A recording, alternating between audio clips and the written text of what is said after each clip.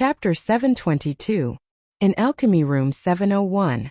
Inside the ancient castle, Qin Feiyang put away the black token, took out a set of medicinal herbs, and began to refine pills. Lu Hong, Wolf King, the pangolin, and the black dragon snake stood behind him, their eyes full of worry. They really wanted to persuade Qin Feiyang, but they didn't know how to persuade him. For a moment, there was dead silence in the ancient castle. Dozens of breaths passed. A stream of light suddenly swept out from the Jiao Dragon cauldron. Qin Feiyang stretched out his big hand and grabbed it in his hand. When he turned around and saw the expressions of Lu Hong and the others, he said in amusement, "What are you doing?" Lu Hong asked, "Are you really going to deal with the eldest prince?" Qin Feiyang didn't deny it. Lu Hong's beautiful brows knit together, and she hesitated to speak. "Forget it, don't persuade him. At worst, we'll just run away. Little Qin Zi, I support you." Wolf King stood on the ground and patted his chest. "Yes, I've long disliked him.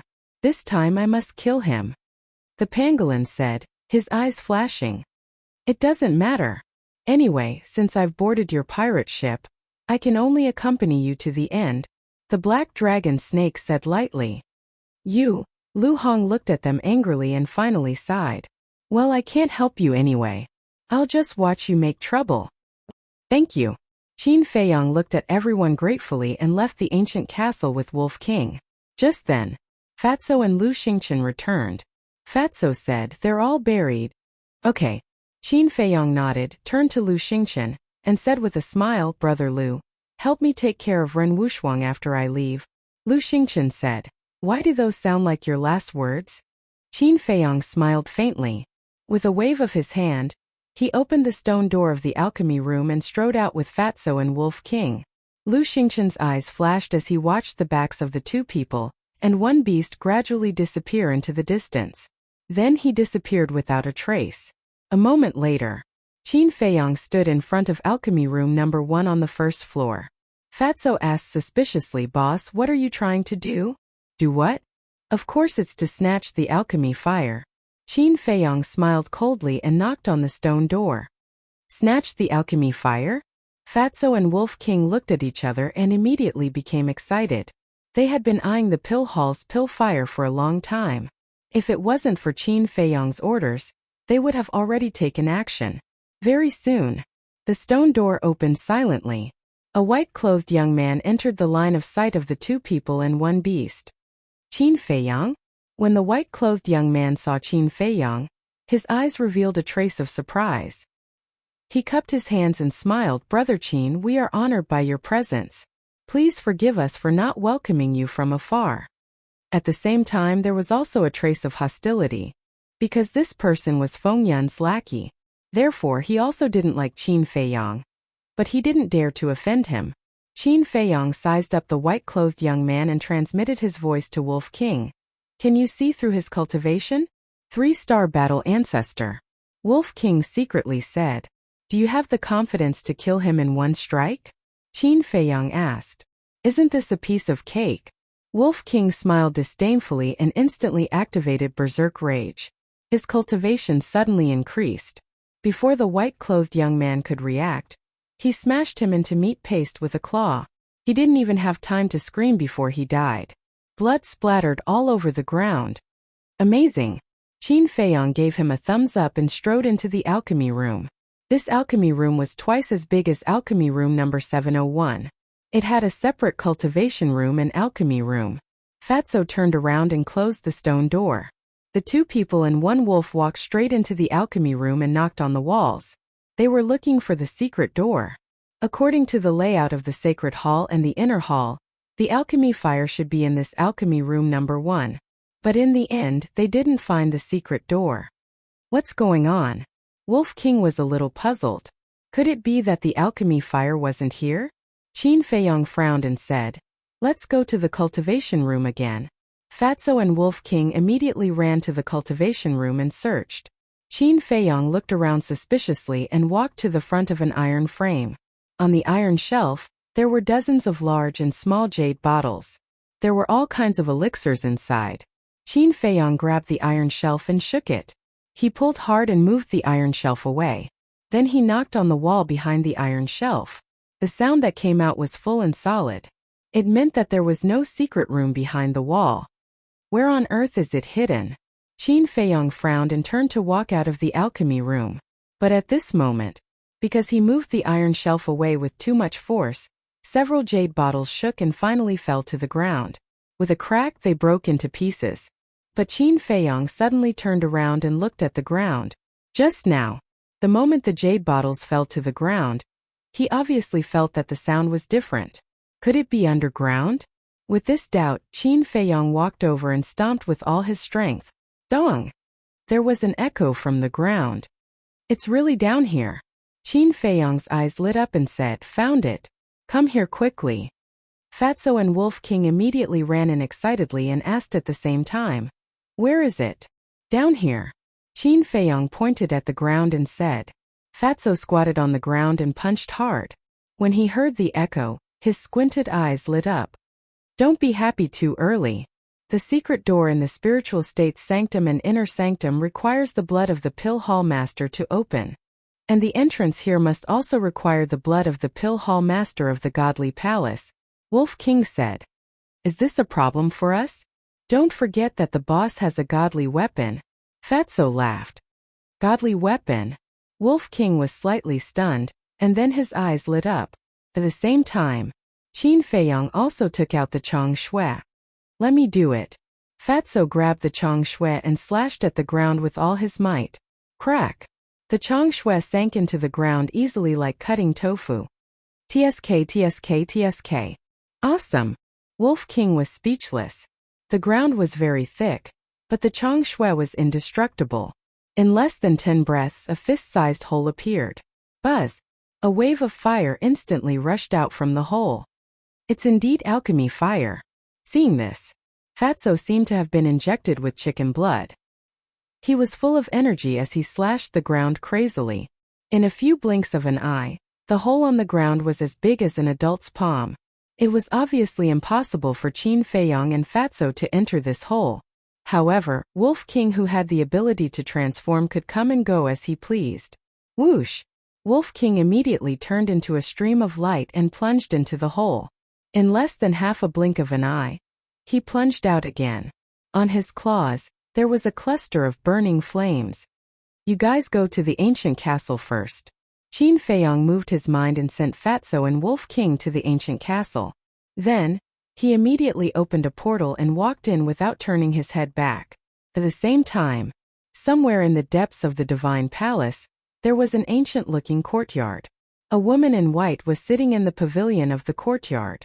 She was reading an ancient book with her head lowered. But suddenly, her gaze trembled. She stood up and opened a portal. Then, she instantly appeared in the sky above the Pill Palace. Greetings, Palace Master. The white-haired old man who was guarding the Pill Palace immediately ran out and bowed when he sensed her aura. However, the woman in white didn't even look at him. She directly entered the Pill Palace and plunged into the alchemy room number 1. The white-haired old man followed her in bewilderment. When she arrived in front of the alchemy room number 1, the woman in white didn't say anything and directly smashed the stone door with her palm. The white-haired young man who was smashed into meat paste instantly appeared in front of her. Her face immediately turned gloomy. Then, the woman in white ran into the alchemy room again. Looking at the hole on the ground, a terrifying pressure suddenly rushed out from her body. What happened? The white-haired old man ran into the alchemy room. When he saw the white-haired young man's corpse, he was also bewildered. When he entered the alchemy room, he was dumbfounded.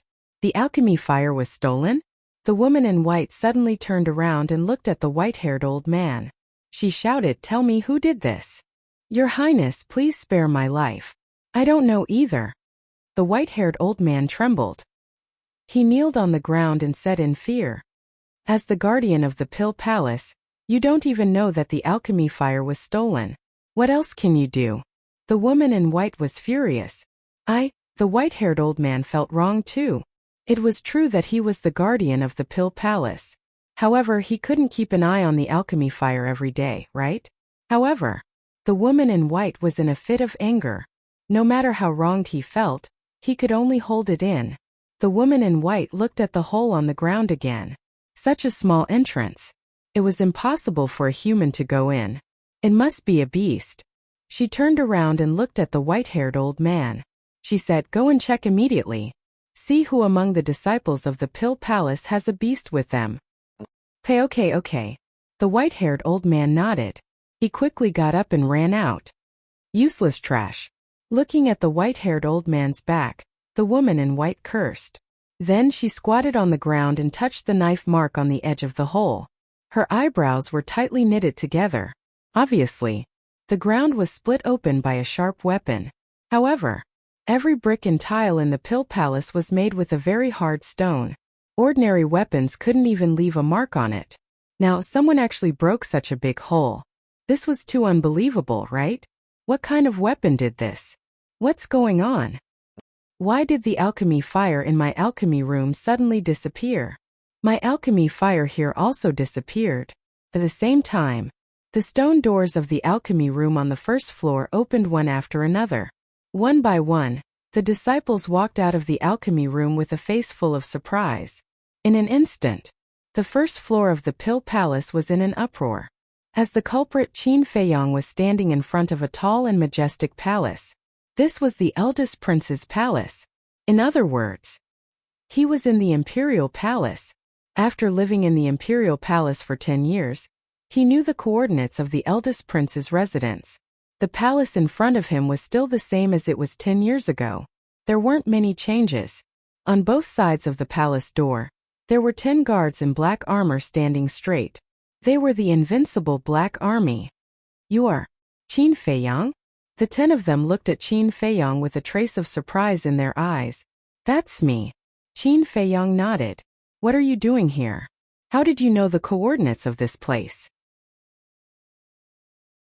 Chapter 723. Without further ado, Qin Feiyang took out the Crown Prince token. Seeing the Crown Prince token, the eyes of the 10 guards immediately changed, with a trace of respect. "Can I go in now?" Qin Feiyang asked. "Yes. Young Master Qin, please come in." The 10 guards quickly retreated to the sides, making way for him. Qin Feiyang put away the Crown Prince token and strode into the palace. The layout of the palace was slightly different from before, but it was still as luxurious as ever. The floor was inlaid with pale golden jade. There were all kinds of jades and agates on the walls. The furniture was also made of high-quality gold-rimmed nanmu, full of nobility. But seeing all this, Qin Feiyang couldn't help but clench his fists. All these years, in order to survive, he had risked his life outside. But the first prince lived like a prince in the imperial palace. Why? It wasn't because he was jealous, but because he felt it was unfair. They were both princes, but why was there such a big difference in treatment? Phew. Letting out a long breath, Qin Feiyang went straight to the second floor. If he remembered correctly, the first prince lived on the second floor. On the second floor, Qin Feiyang saw the first prince sitting cross-legged on a bed, meditating with his eyes closed. On both sides stood 2 guards. They wore black armor and their cultivation levels were unfathomable. "Who is it?" Sensing the appearance of an unfamiliar aura, the 2 guards immediately shouted coldly, "You are," but when they saw Qin Feiyang, a trace of surprise crept into their eyes. At the same time, the first prince opened his eyes and saw Qin Feiyang standing outside, his brows furrowed. Qin Feiyang cupped his hands and said, "Greetings, Your Highness." The first prince said, "Come in." Qin Feiyang walked in with large strides.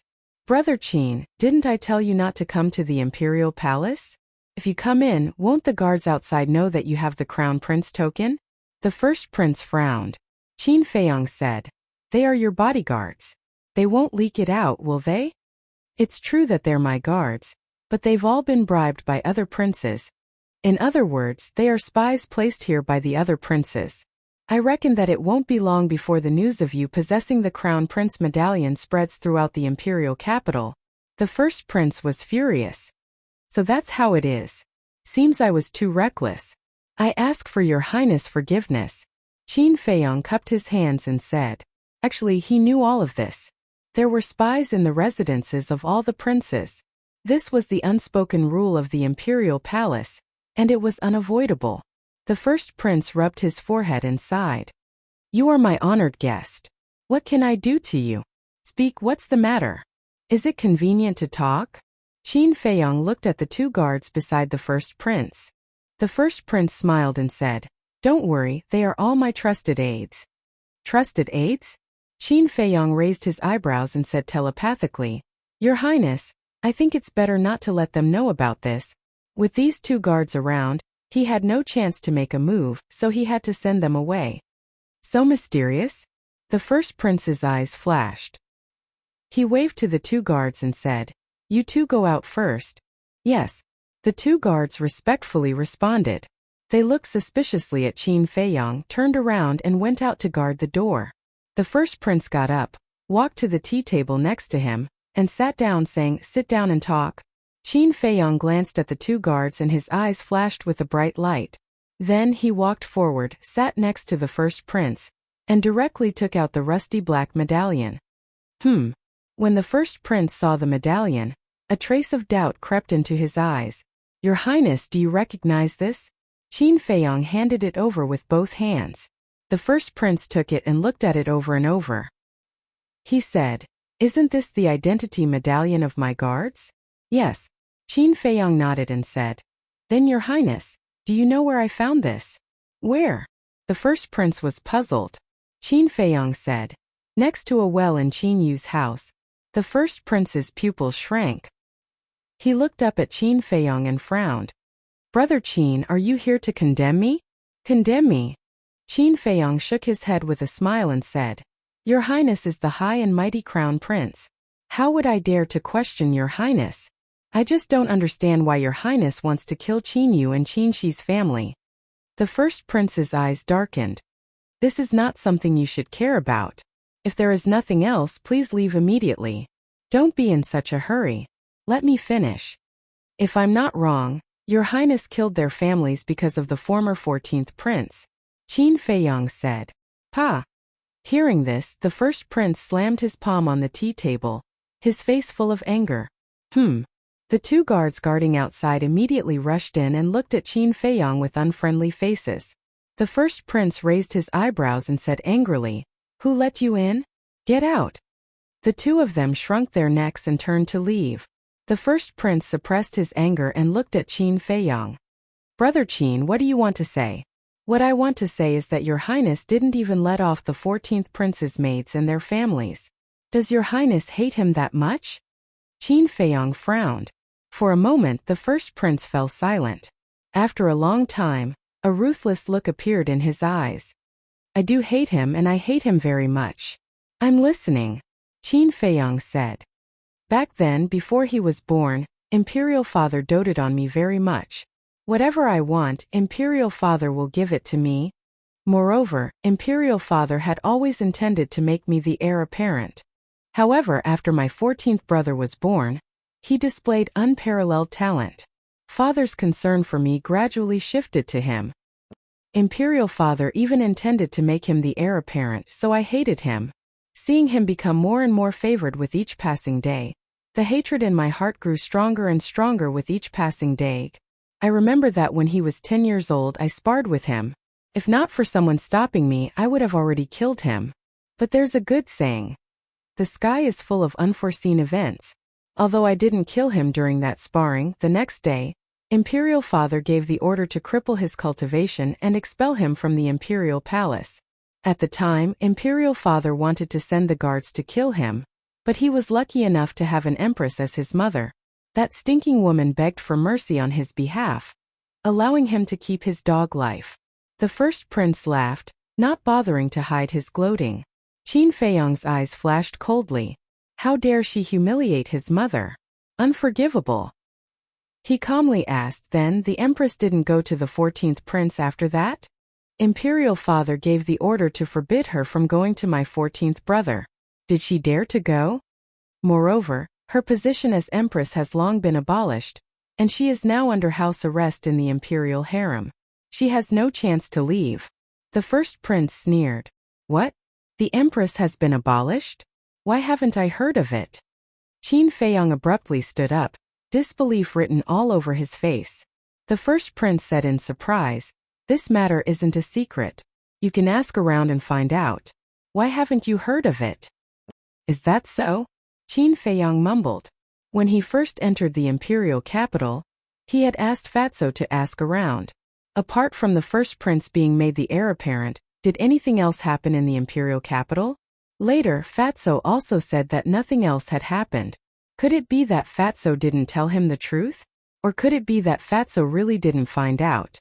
Seeing Qin Feiyang's big reaction, the first prince frowned and asked in confusion, Brother Qin, why do you seem so concerned about my 14th brother? Of course I am. Qin Feiyang smiled. What do you mean? The first prince was stunned. Qin Feiyang's eyes suddenly turned cold. He stood up and grabbed the first prince's neck. At the same time, with his other hand, he took out a pill and stuffed it into the first prince's mouth. Then, Qin Feiyang let go and took a few steps back. The first prince panted and said in shock and anger, What did you feed me? At the same time, hearing the commotion, the two guards rushed in and looked at the first prince in shock. What did you eat? You will know very soon. Qin Feiyang smiled faintly. The first prince shouted, Catch him for me. The two guards immediately rushed towards Qin Feiyang. But at this moment the first prince fell to the ground with a bang. He hugged his head and screamed in pain. The faces of the two guards who were rushing towards Qin Feiyang changed. They immediately turned around and asked with concern, Your Highness, how are you? It hurts. The first prince howled miserably, his face distorted. And at the same time, his cultivation crazily plummeted. In the blink of an eye, he fell from a 1-star war master to a 1-star war emperor. What's going on? Looking at this scene, the two guards panicked. Qin Feiyang crossed his arms over his chest and laughed. Your Highness, how does the miasma pill taste? That's right. This miasma pill was the pill that Qin Feiyang had refined before he snatched the pill fire. He wanted the first prince to taste the pain and despair that he had once tasted. What? The first prince's face suddenly turned pale. The faces of the two guards also changed. How could they not know about the miasma pill? Back then, the 14th prince was crippled by the miasma pill. Why did you do this to me? Why? The first prince stared at Qin Feiyang and roared. His anger made him lose his sense of pain. Why? Qin Feiyang chuckled and said, I also want to know why the emperor treated the 14th prince like that back then. Who are you? What is your relationship with my 14th brother? The first prince was surprised. Me? I have a good relationship with the 14th prince. He saved my life in the spiritual state, so I want to repay him. Qin Feiyang smiled. The first prince's gaze trembled as he said in surprise, So he's not dead yet? The two guards were also bewildered. Qin Feiyang was silent for a while and sighed. He's already dead. The 14th prince was indeed dead, and the only one left was the current Qin Feiyang. Hearing this answer, both the first prince and the two guards couldn't help but breathe a sigh of relief. The 14th prince's talent was shocking. If he wasn't dead, the imperial capital would be in chaos. Chapter 724. Although he's dead, I'm still here. I'll help him fulfill his last wishes. Qin Feiyang said again. You? Haha. The eldest prince laughed, his eyes full of contempt. If you continue to endure, you might be able to live even longer. But now you can't escape. Take him down. I want him alive. I want him to experience a life worse than death. Suddenly, he shouted coldly, and the two guards immediately rushed toward Qin Feiyang. Can you do it? Qin Feiyang smiled disdainfully and bowed. Welcome, Empress. Empress. The two guards were shocked and hurriedly looked at the door.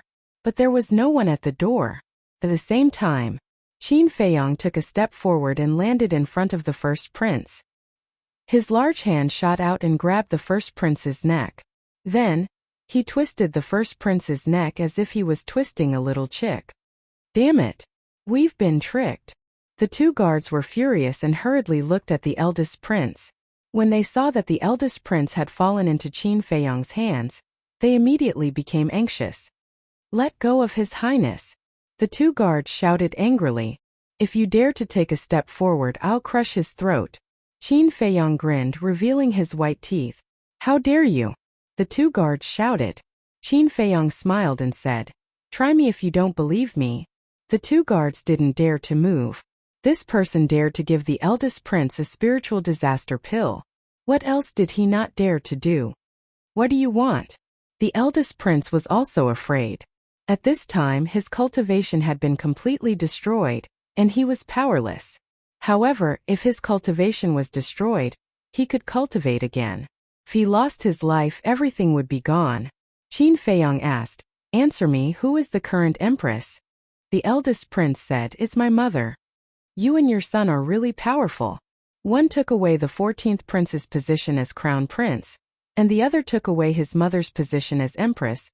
You mother and son, why are you so shameless?" Qin Feiyong said disdainfully. The positions of crown prince and empress were conferred by imperial father. What does it have to do with us? If you want to settle the score, you should look for him. The first prince said furiously. Yes, we do need to ask him about it. Qin Feiyong muttered to himself and shouted, "Tell me, where is the 14th prince's mother under house arrest?" The first prince replied, "Bright Heaven Palace, Bright Sky Palace." Qin Feiyong's eyes trembled. This name was too familiar. It was the place where he used to live. Furthermore, the Bright Heavenly Palace was a birthday gift from the emperor back then. But now he was using it to put his mother under house arrest.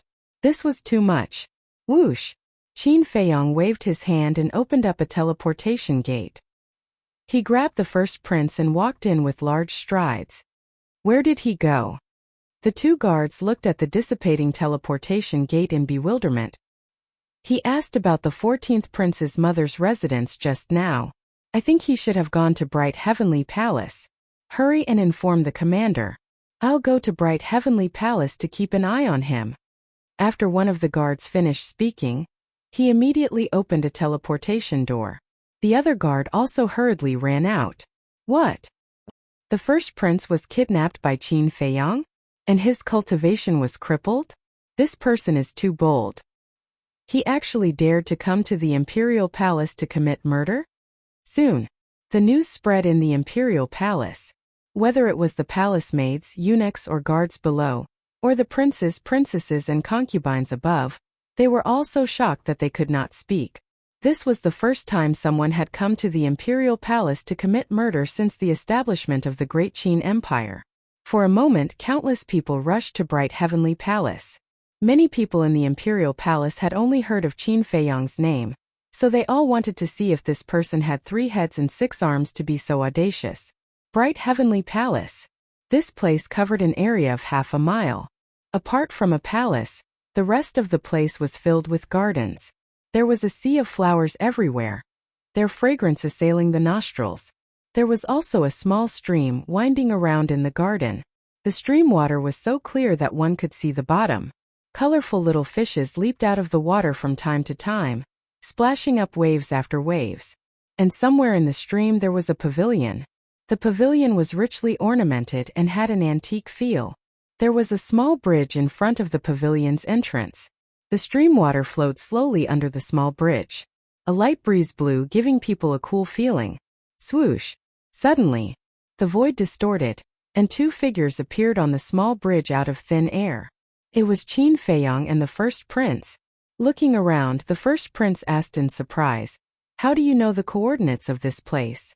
"The 14th prince told me," Qin Feiyong said indifferently. Then he looked at the pavilion, a bone-piercing cold light bursting out of his eyes. This was the place where his cultivation was crippled back then. He had also come here previously in the illusion of the Bridge of Helplessness. Nothing had changed. "I'm back," he muttered secretly, turned around and scanned the entire White Heaven Palace. Gradually, he found that after more than 10 years, the grass, trees, bricks and tiles had not changed at all. The only difference was that around White Heaven Palace, there were guards standing straight. These guards were not from the invincible Black Army. They were all wearing flame armor, and there was a pattern engraved on the chest of the armor. It was a fire qilin. Moreover, they held halberds in their hands, and the aura they exuded was much stronger than the invincible Black Army. Qin Feiyong was no stranger to these guards. They were another large army under the emperor's command, the Kirin Army. Everyone in the Kirin army was stronger than the invincible Black Army in terms of overall strength. Their status was naturally higher than the invincible Black Army. Therefore, as long as there was not a particularly serious incident, the Kirin army would not be dispatched. But at this moment, they were guarding around Whitehaven Palace. There was no doubt that they were guarding his mother. He actually sent the Kirin army to guard her. His father was really daring. Qin Feiyong could not help but clench his fists. In fact, he only wanted to cripple the crown prince when he entered the imperial palace. But when he heard that his mother had been stripped of her position as empress and was under house arrest, he could no longer control the emotions in his heart. He could be injured.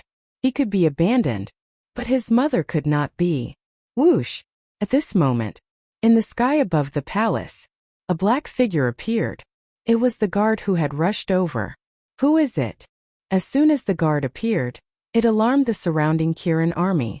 That imperial guard hurriedly said, "Everyone, I am the imperial guard of the crown prince. Qin Feiyong kidnapped the crown prince and might be hiding somewhere in the Whitehaven Palace. I will have to trouble everyone to help me find him." What?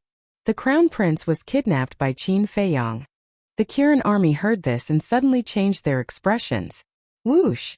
Almost at the same time, everyone rushed to the sky and scanned the garden below. Qin Feiyong stood on the small bridge and looked up at those people. He said lightly, "No need to look, I'm here." "How dare you hurt the crown prince?" The Kirin army shouted angrily and broke through the sky like lightning, directly attacking Qin Feiyong. Seeing this, the guard hurriedly said, "Don't do it. This Qin Feiyong is crazy. He can do anything." One of the Kirin army sneered, "I don't believe he dares to kill the crown prince." "He dares. Because just now, he gave the crown prince a spiritual disaster pill." The guard hurriedly said, "Spiritual disaster pill." The Kirin army people all changed their expressions. They did not dare to go forward anymore. They surrounded Qin Feiyong and trapped him in the middle. Whoosh! After a while, then more figures appeared in the sky. They were all members of the invincible Black Army. The leader was wearing a set of golden armor. His eyes were sharp, and his aura was even stronger than that of the Kirin army. This person was the Grand Commander of the invincible Black Army. The Grand Commander looked down at Qin Feiyong and said, "Do you know what you are doing now is enough to kill you 100 times? Do you know that if I use a little bit of force, this crown prince of the great Qin Empire will die on the spot?" Qin Feiyong looked at the Grand Commander and said lightly. The Grand Commander frowned and said, "Why would he do that?" The guard said, "Grand Commander, he wants to avenge the 14th prince." The 14th prince. Hearing this name, everyone's expression changed. "Speak clearly," the Grand Commander shouted. He just said that the 14th prince had saved his life in the spiritual state, so he wanted to fulfill the 14th prince's last wishes one by one. The guard said. The Grand Commander was shocked. He didn't expect this rising young man to have such a relationship with the 14th prince. He looked at the guard and said, "So the 14th prince is dead?" He said he is dead. The guard nodded. The Grand Commander looked at Qin Feiyong and asked, "Is he really dead? Do you want him dead?" Qin Feiyong asked. "I just feel sorry." The Grand Commander shook his head. Qin Feiyong said, "Stop pretending. I want to see the 14th prince's mother." "Okay, I will go and invite her for you. But don't do anything to hurt the crown prince," the Grand Commander said in a threatening tone and then turned around and rushed toward the palace. At the same time, in the sky far away, a group of young people gathered. There were men and women. The young ones were only 7 or 8 years old, and the older ones were in their 20s or 30s. They were the princes and princesses of the imperial palace. They all wore gorgeous robes and had an otherworldly aura. The second prince was also among them. But at this moment, these people were looking at Qin Feiyong in disbelief. Furthermore, the matter of Qin Feiyong barging into the imperial palace and injuring the first prince had also been deliberately spread by some people. The first people to receive the news were the marquises in the inner city. What? Is he rebelling? The marquises were in disbelief. Especially Marquis Qianwu. In his opinion, Qin Feiyong killing his son in his mansion was already audacious. But he never thought that he would go to the imperial palace and hurt the crown prince. His guts were too big. Immediately after, the people from the 1st district to the 10th district also received the news. It was too shocking. Was this Qin Feiyang going to defy the heavens? For a time, all the restaurants were crazily spreading the news. Without a doubt. Chapter 725. At the same time, Temple. Is he crazy? He actually went to the imperial palace to hurt the eldest prince? Ren Wuxuang and Shan Mei looked at each other with shock in their hearts. In front of the two, Ling Yu and the other three stood side by side with a worried look. Obviously, they were the ones who told this news to Ren Wuxuang and Shan Mei. According to the news, Qin Feiyang is an old acquaintance of the 14th prince. He went to the imperial palace this time to avenge the 14th prince. Feng Ranran said. The 14th prince? Ren Wuxuang and Shan Mei looked at each other, their eyes full of suspicion. Who was this person? At first we didn't know who the 14th prince was. But after some inquiries, we found out that the 14th prince was the #1 demon in the imperial capital. But more than 10 years ago, the emperor suddenly gave an order to abolish this person's cultivation and expel him from the imperial palace. And according to the news outside, Qin Feiyang personally admitted that the 14th prince had saved him in Lingzhou. So in order to repay the 14th prince's life-saving grace, he broke into the imperial palace. Zhao Yu said. I didn't know about this? Ren Wuxuang murmured. As an elder sister, wasn't she a little too incompetent? Ling Yu sighed. He must have deliberately hidden it from you, not wanting you to get involved. Then tell me, what should I do now? Ren Wuxuang looked at them anxiously. Calm down. You know Brother Qin's character better than we do. He won't do things that he isn't confident in. So now what you have to do is not to care about anything. Ling Yu said. Yes. If you interfere, not only will you not help Brother Qin, but you will also drag him down. Luodan followed. At the critical moment I can't do anything. Why am I so useless? Ren Wuxuang whispered, his face full of pain. Wuxuang, don't be like this. Because for this kind of thing not only you but we can't help. Shen Mei comforted. Yes. No one can help him. The only one who can help him is himself. Ling Yu and the other three also sighed deeply. The worry on their faces difficult to dissipate. Bright Sky Palace. Facing the encirclement of the invincible Black Army and the Kirin Army, Qin Feiyang's expression didn't change. Because at this time it was useless to be afraid. You could only face it bravely. A moment passed. Whoosh! 4 figures rushed out from the palace and rushed towards Qin Lai's direction. One of them was the commander of the invincible Black Army. The other 3 were 2 burly men and a beautiful woman with a pale face. Both of them were middle-aged men. Their bodies were tall and sturdy, and they wore long black robes. The aura he exuded was as deep and unfathomable as the ocean. However, their faces were haggard and their eyes were lifeless. They looked like walking corpses that had lost all hope. Looking at the 2 of them, Qin Feiyang couldn't help but feel pain in his heart. These 2 men were his mother's bodyguards, Qin Yi and Qin Zhong. In his heart, Qin Yi and Qin Zhong had always been fierce, decisive, and full of fighting spirit. But at this moment these things couldn't be found on their faces. There was a lot of white hair on their temples. One could imagine how tired they had been in the past 10 years. Turning his gaze, Qin Feiyang looked at the beautiful woman again. Immediately, her eyes were filled with tears. This face, this figure Qin Feiyang was too familiar with. He would never forget it. It was his mother that he had missed for a long time. But it was different from before. His mother had taken off her phoenix coronet and phoenix robe. Her previous elegance and nobility no longer existed. Now she was wearing a very old white dress, but it was very clean and neat. There was no trace of makeup on her face. She looked elegant and refined. The passage of time did not leave the slightest trace on her youthful face. But Qin Feiyang noticed that his mother's originally clear and bright eyes were now cloudy and dim. Qin Feiyang's heart hurt as if it was cut by a knife. Because he could imagine what kind of life his mother had been living in the past 10 years when he left the imperial capital. She must be in a lot of pain and guilt for not protecting her son back then. Greetings, Your Highness. As soon as the beautiful woman arrived, both the invincible Dark Army and the Kirin Army lowered their heads and bowed. even the princes and princesses in the distance. Although she was no longer the empress, her majesty was still there. No one dared to blaspheme. The beautiful woman glanced at everyone and her eyes fell on Qin Feiyang. Her heart suddenly jumped inexplicably. She looked up and down at Qin Feiyang. A different kind of throbbing gradually occupied her whole body and mind. A moment later, a smile that hadn't appeared on her face for a long time appeared. "I heard that you were looking for me?" the beautiful woman said. Her gentle voice entered Qin Feiyang's ears, and the tears in his eyes almost flowed out. He held back the tears in his heart and nodded to the beautiful woman. "Why are you looking for me?" the beautiful woman asked. Qin Feiyang squeezed a smile on his face and said, "I'm here to see you on behalf of your son, Hao Yan." The beautiful woman lowered her head. 2 drops of tears fell down. These were tears of sadness and self-reproach. At the same time, Qin Zhong and Qin Yi also clenched their hands.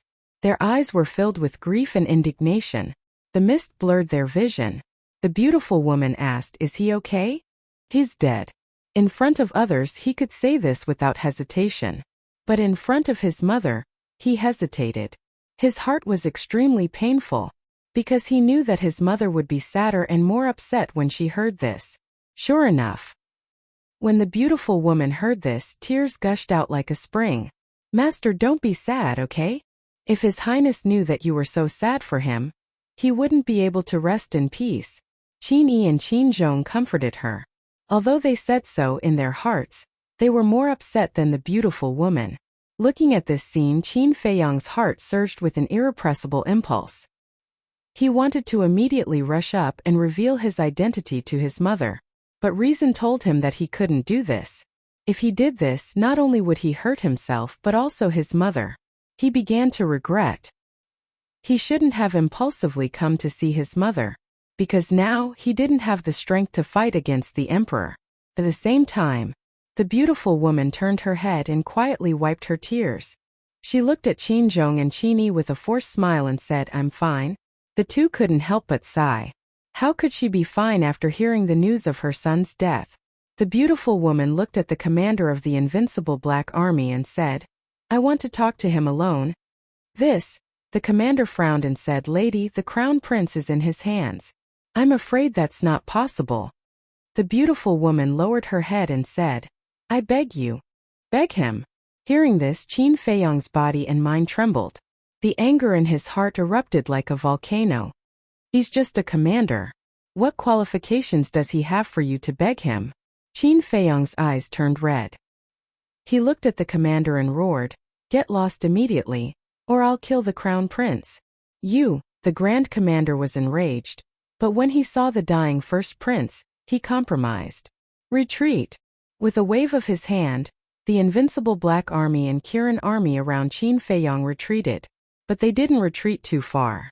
They surrounded Bright Sky Palace, their auras firmly locked onto Qin Feiyang. There was no doubt. As long as Qin Feiyang showed a trace of weakness, these people would immediately launch a thunderous attack. Whoosh! The beautiful woman took a step forward and landed in front of Qin Feiyang in the blink of an eye. Qin Yi and Qin Zhong followed on her left and right. At this moment, looking at his mother so close, Qin Feiyang couldn't wait to dive into his mother's arms and cry. But he held back. The beautiful woman asked, "What did Tian'er say to you?" "I told you everything. He also said that he missed you very much and asked me to come and see you for him when I came to the capital. And his greatest wish is to take you away from the capital, away from this place he hates, and live a peaceful life for the rest of his life," Qin Feiyang said in a hoarse voice. The beautiful woman smiled in relief and said, "It's been hard on you." "It's not hard at all." Qin Feiyang shook his head. As long as he could see his mother, it was worth it. But he didn't say this sentence out loud. He just silently said it in his heart. "It's Tian'er's blessing to have a friend like you. Come, let me take a good look at you." The beautiful woman pulled Qin Feiyang toward the pavilion. Feeling the warmth from his mother's hand and smelling the familiar scent from her body, Qin Feiyang's heart almost melted. In the pavilion, Qin Feiyang and the beautiful woman sat opposite each other. Qin Feiyang had been holding the first prince in his hands all along. Qin Zhong and Qin Yi were also doing their duty and guarding the beautiful woman. The beautiful woman looked at Qin Feiyang for a moment, revealing a faint doting look, and asked, "How old are you now?" "I've been so busy these years that I even forgot my own birthday. But I remember that the 14th prince once said that he and I were born on the same day. Isn't that a coincidence?"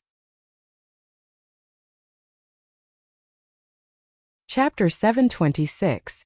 It's a coincidence. But this also proves that your meeting is destined. And Tian'er, if he's still alive now, should be 24 years old. The beautiful woman laughed.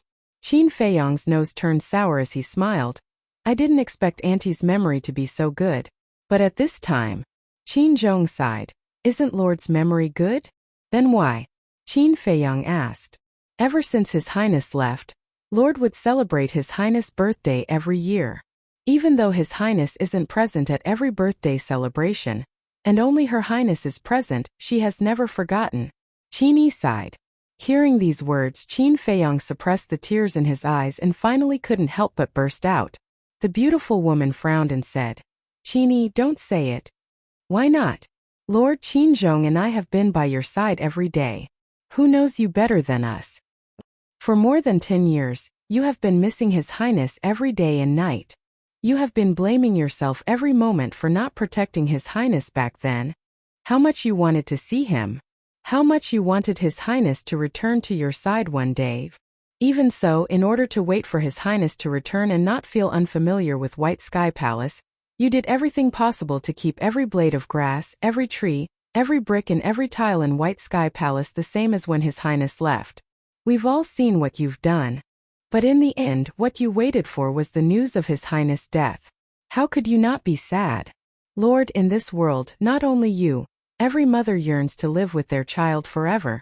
So you don't have to hold it in at all. It will only be more uncomfortable." Qin Yi and Qin Zhong were filled with grief and indignation. The more they spoke, the more agitated they became. Hearing the words of Qin Zhong and Qin Zhong, Qin Feiyang glanced at everything in White Sky Palace and felt heartache. First, he was still puzzled. After more than 10 years, everything here had not changed at all. It was only now that he understood that it was all taken care of by his mother in order to wait for him to come back. On the surface, this seemed like a simple matter. But in fact, it was very difficult. Because people could change, but plants and trees grew or withered every day. Changing them was as difficult as ascending to the heavens. But his mother did it. This was the love a mother had for her child. This love was selfless. He was giving silently without asking for anything in return. Suddenly, he made a decision. With a plop, he knelt in front of the beautiful woman with tears streaming down his face. Mother, however, just as he opened his mouth and was about to reveal his identity, the beautiful woman stretched out her hand and covered his mouth. She smiled and said, "Don't say anything. Carry Tian'er's will and live well." Qin Feiyang's eyes trembled. He understood. Actually, his mother had long recognized his identity. She had merely hidden her love for him in her heart. It made sense when he thought about it. After 10 months of pregnancy, the hearts of mother and child were connected. He could hide it from others, but how could he hide it from the mother who gave birth to him and raised him? Moreover, Uncle Yuan was sent by his mother to protect him. Uncle Yuan had been missing for so long. Perhaps he had already told his mother his current name. But he didn't understand. Why did his mother not say anything even though she recognized him? Did she have some concerns? This time, the beautiful woman got up and helped Qin Feiyang up. She smiled and said, "Go do what you want to do. Don't have any concerns." Qin Feiyang wanted to say that he didn't want to go. He wanted to stay with her. However, his throat seemed to be stuck by something and he couldn't say it. "Before I leave, I'll give you a word of advice. This is also something I often say to Tian'er. This world is very big. You can't just look at one place." The beautiful woman said. "Yes." Qin Feiyang nodded heavily. The beautiful woman waved her hand and smiled. "Then go. Auntie, goodbye." Qin Feiyang bowed and resolutely turned around to open a portal. Boom! This time, a vast emperor's might descended from the sky.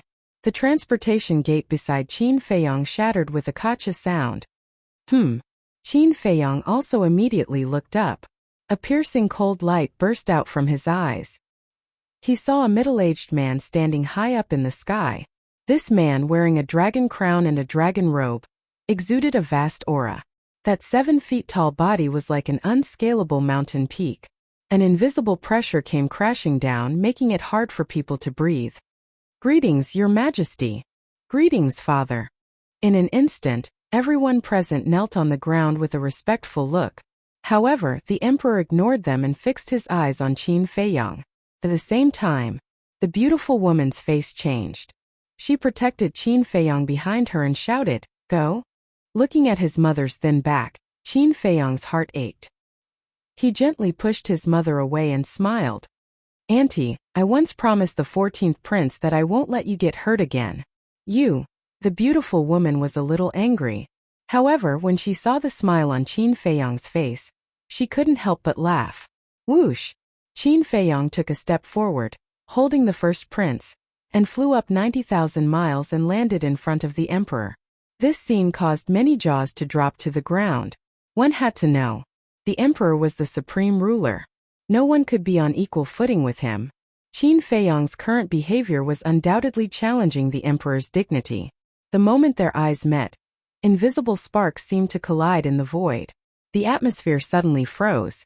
Qin Feiyang raised the corner of his mouth and said, "I didn't bow to you. Are you unhappy?"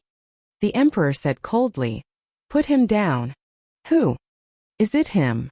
Qin Feiyang picked up the first prince and waved him in front of the emperor. The emperor said, "Put him down and I'll leave your corpse intact." "You still want to kill me?" Qin Feiyang was stunned for a moment. Then with a loud boom, a towering rage suddenly erupted. "I didn't intend to kill him, but since you said so, I might as well kill him." Qin Feiyang grinned and his 5 fingers suddenly tightened. The first prince screamed in pain. Of course, his neck was broken, and blood splattered in the sky. The people below were dumbfounded, including Qin Feiyang's mother and Qin Zhong. Not only did he challenge the emperor's dignity, but he also killed the current crown prince in front of the emperor. Was this person borrowing courage from the heavens? "Little brat, give me back my son's life." Suddenly, a furious roar was heard. A noble-looking woman with a phoenix crown on her head, and a phoenix cloud draped over her body flew into the sky and rushed towards Qin Feiyang, as if she had gone mad. Qin Feiyang looked down, and a cold light flashed in his eyes. This woman was the first prince's mother. Qin Feiyang was no stranger to her. This woman's strength was not much, not even half of his mother's, but her heart was extremely vicious. When he was young, the first prince dealt with him mostly because of her. "Back down." The emperor raised his eyebrows and said expressionlessly. The woman said angrily, "Your Majesty, back down." The emperor shouted again. The woman shrunk her neck. She knew that the emperor was angry, so she stopped. However, her eyes were filled with resentment. Swoosh! At this moment, another 2 figures appeared. These 2 people were the Pill Hall's hallmaster and Zhuge Mingyang. As soon as he saw the first prince's corpse, Zhuge Mingyang's expression changed, and a hint of ruthlessness appeared in his eyes. "Your Majesty." The 2 of them bowed to the emperor. The emperor nodded his head. Next, Zhuge Mingyang looked at Qin Feiyang and said, "I said, if you dare to hurt His Highness, I won't let you go." Qin Feiyang said indifferently, "I'm not in the mood to care about you now. Go away."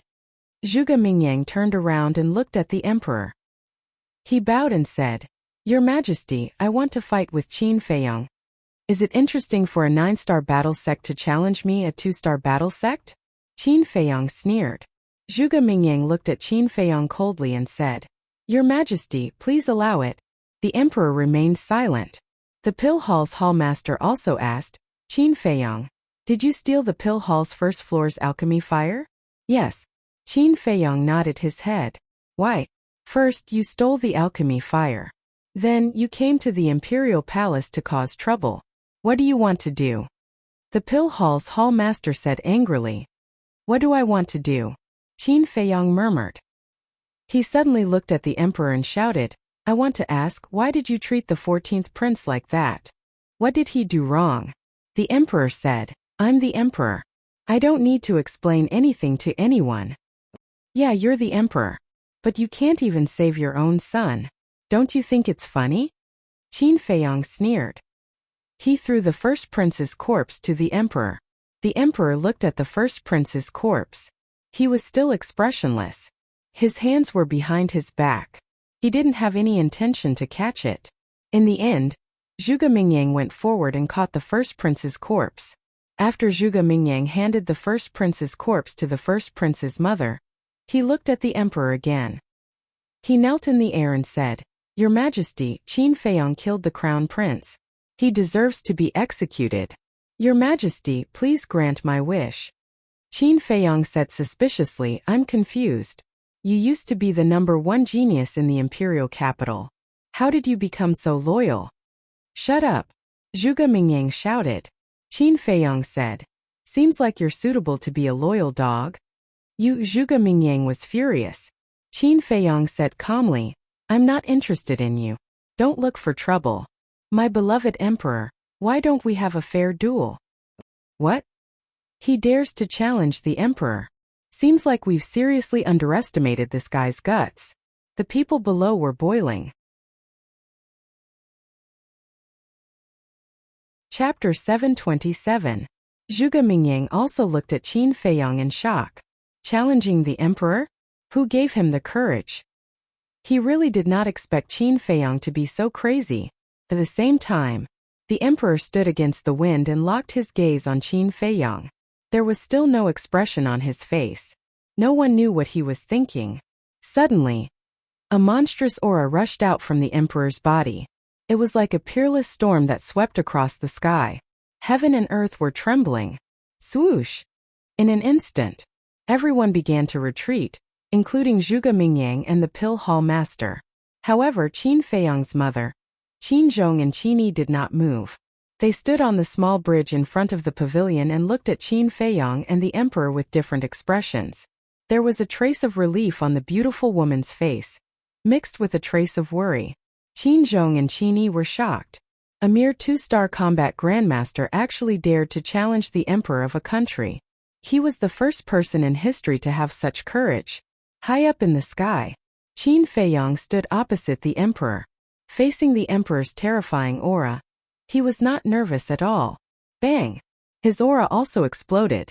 Although it was many times weaker than the emperor's aura, the boldness that he displayed was not inferior to the emperor's. "If you can withstand my aura for 10 breaths and not fall, I will fulfill your wish and have a fair fight with you," the emperor said. Before he could finish his words, a terrifying aura suddenly pounced on Qin Feiyong.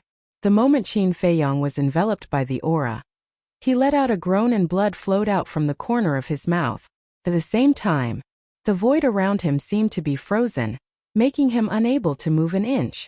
Even his blood, heartbeat, and breathing were all sealed. So powerful. At this moment, Qin Feiyong deeply understood the power of the emperor. If the emperor wanted to kill him, he would be crushed into pieces with just a move of his finger.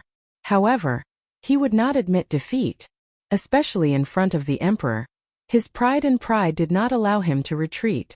The pressure was like a mountain, crazily oppressing his body. All the bones in his body were already making cracking sounds. However, Qin Feiyong didn't even frown. Amazing! In the entire Grand Qin Empire, there's no one who can withstand the might of an emperor. Even for us, we can only last for 2 to 3 breaths. This kid has already endured for 5 breaths. This is the first time I've encountered someone with such a tenacious heart. Qin Zhong and Qin Yi said with disbelief in their eyes. Yeah, Tian although this friend is still very weak now, but in the future, he will definitely become the overlord of this world, and no one will be able to compete with him. The beautiful woman smiled. Qin Yi was stunned. He looked at the beautiful woman suspiciously and asked, "My lord, what's wrong with you today?" "What?" The beautiful woman didn't understand. "Ever since His Highness left, you have never smiled in these 10 years. "That's right. Logically speaking, you should be sad after hearing the news of His Highness' death. Why do you seem to be happy instead?" Qin Zhong and the other man were puzzled. Although Tian'er couldn't come back, this child came back to see me in Tian'er's place. "Of course I'm happy," the beautiful woman said. "Is that so?" The two of them looked at each other, feeling that this reason was too far-fetched? The beautiful woman didn't speak again. She raised her head and looked at Qin Feiyong silently. 7 breaths. 8 breaths. In normal times, a mere 10 breaths was just a matter of a few blinks of an eye. However, at this moment Qin Feiyong felt that time was passing very slowly, as if it had been several centuries. All the bones in his body had been broken. Blood was gushing out of his pores. At this moment he was like a man of blood. If it were anyone else, they would have fallen long ago. However, he relied on his unyielding will and still stood tenaciously in the void. Even his body didn't sway at all. That thin figure was like a majestic giant mountain at this moment, shocking everyone's heart. Everyone was puzzled. What made this person persist until now? 9 breaths. 10 breaths. 10 breaths were finally up. However, the emperor did not disperse his might. Qin Feiyong's feet were already faintly trembling. Blood splattered all over his body, dyeing the sky red. His consciousness was also dizzy. He could clearly sense that the aura of the Grim Reaper was descending. Qin Feiyong will never admit defeat. Abruptly, he let out a hysterical roar, raised his head with difficulty, and stared at the emperor. His eyes were filled with incomparable determination. If the emperor didn't stop, he wouldn't retreat either. Even if the result was to pay with his life, he would still fight to the end. Another 3 breaths passed. The emperor's eyes flashed slightly, and he finally withdrew his might. Qin Feiyong also immediately fell down powerlessly. At this moment he was really tired. Moreover, every part of his body was emitting a heart-wrenching pain. This time, he had truly tasted what it meant to be in so much pain that he wished he was dead. He really wanted to fall asleep like this. He didn't wake up. However, deep in his heart, there was a voice telling him that the battle had not yet begun. How could he fall here? Boom!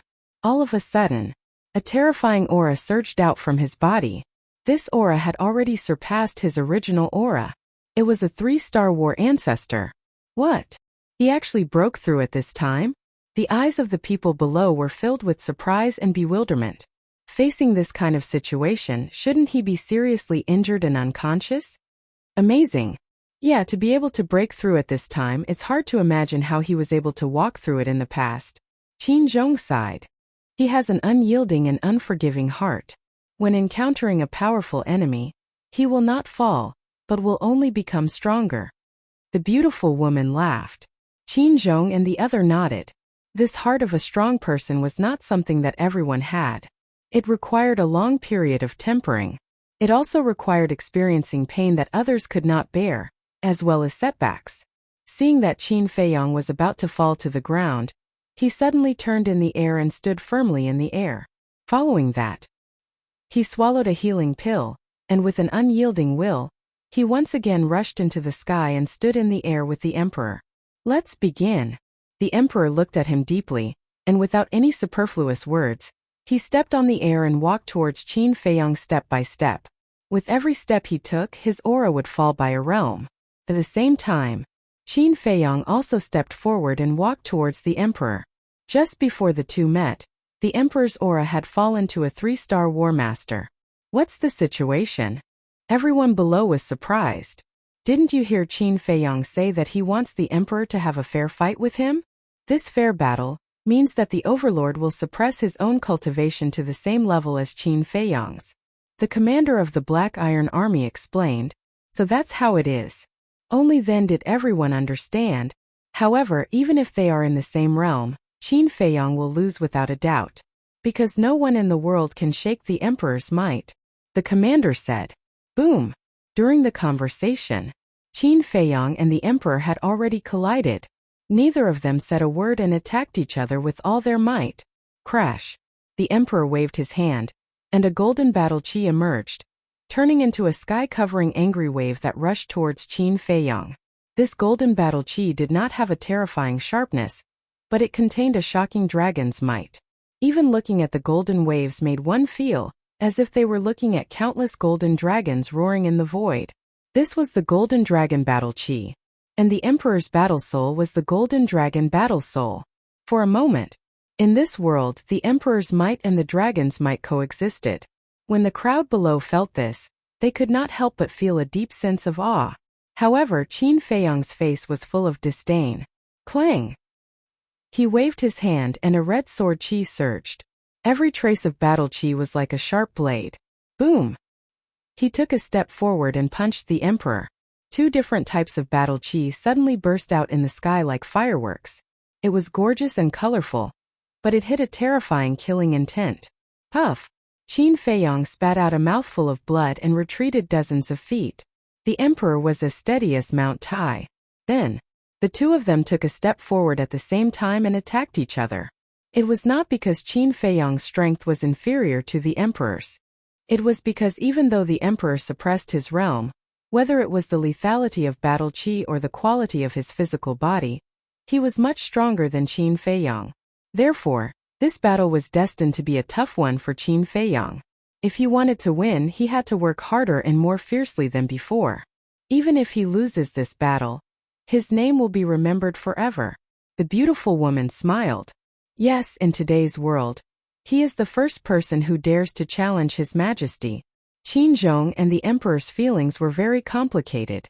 Although this man was only a friend of Her Highness, he did not hesitate to fight with the emperor for Her Highness. But what about them? They saw Her Highness being killed and their lord being wronged, but they did not dare to say a word. They felt ashamed. Bang! Bang! High in the sky, two figures shuttled back and forth like lightning, fighting crazily. The golden dragon battle qi and the red sword qi turned into two giant storms, sweeping across the sky. Qin Feiyang was covered in blood, and his black hair had turned dark red. But his fighting spirit and battle intent were getting more and more terrifying. His whole person was like a peerless sword, exuding a terrifying sharpness. Do you regret what happened to the 14th prince? Qin Feiyang asked. At the same time, the red sword qi rose from behind him, and 30 flaming sword shadows appeared in an instant. A bone-piercing sharpness surged out in all directions, covering the sky and covering the earth. No. The emperor shook his head. Then today I will make you regret it. Qin Feiyang's eyes were like lightning, and the 30 sword shadows trembled in the void at the same time, producing an earth-shattering sound of metal. Each of these sword shadows contains the hatred and anger of the 14th prince. Can you take it? Qin Feiyang waved his hand, and the 30 sword shadows suddenly swarmed out, slashing at the emperor one after another. But the emperor was still expressionless. He stretched out his arm, and the golden dragon battle qi gushed out. In the void in front of him, golden divine dragons appeared one after another. In the end, there were exactly 30 golden dragons. Each of them was dozens of feet long, and they looked as if they were cast in gold. Each of the dragon scales shone with a dazzling light.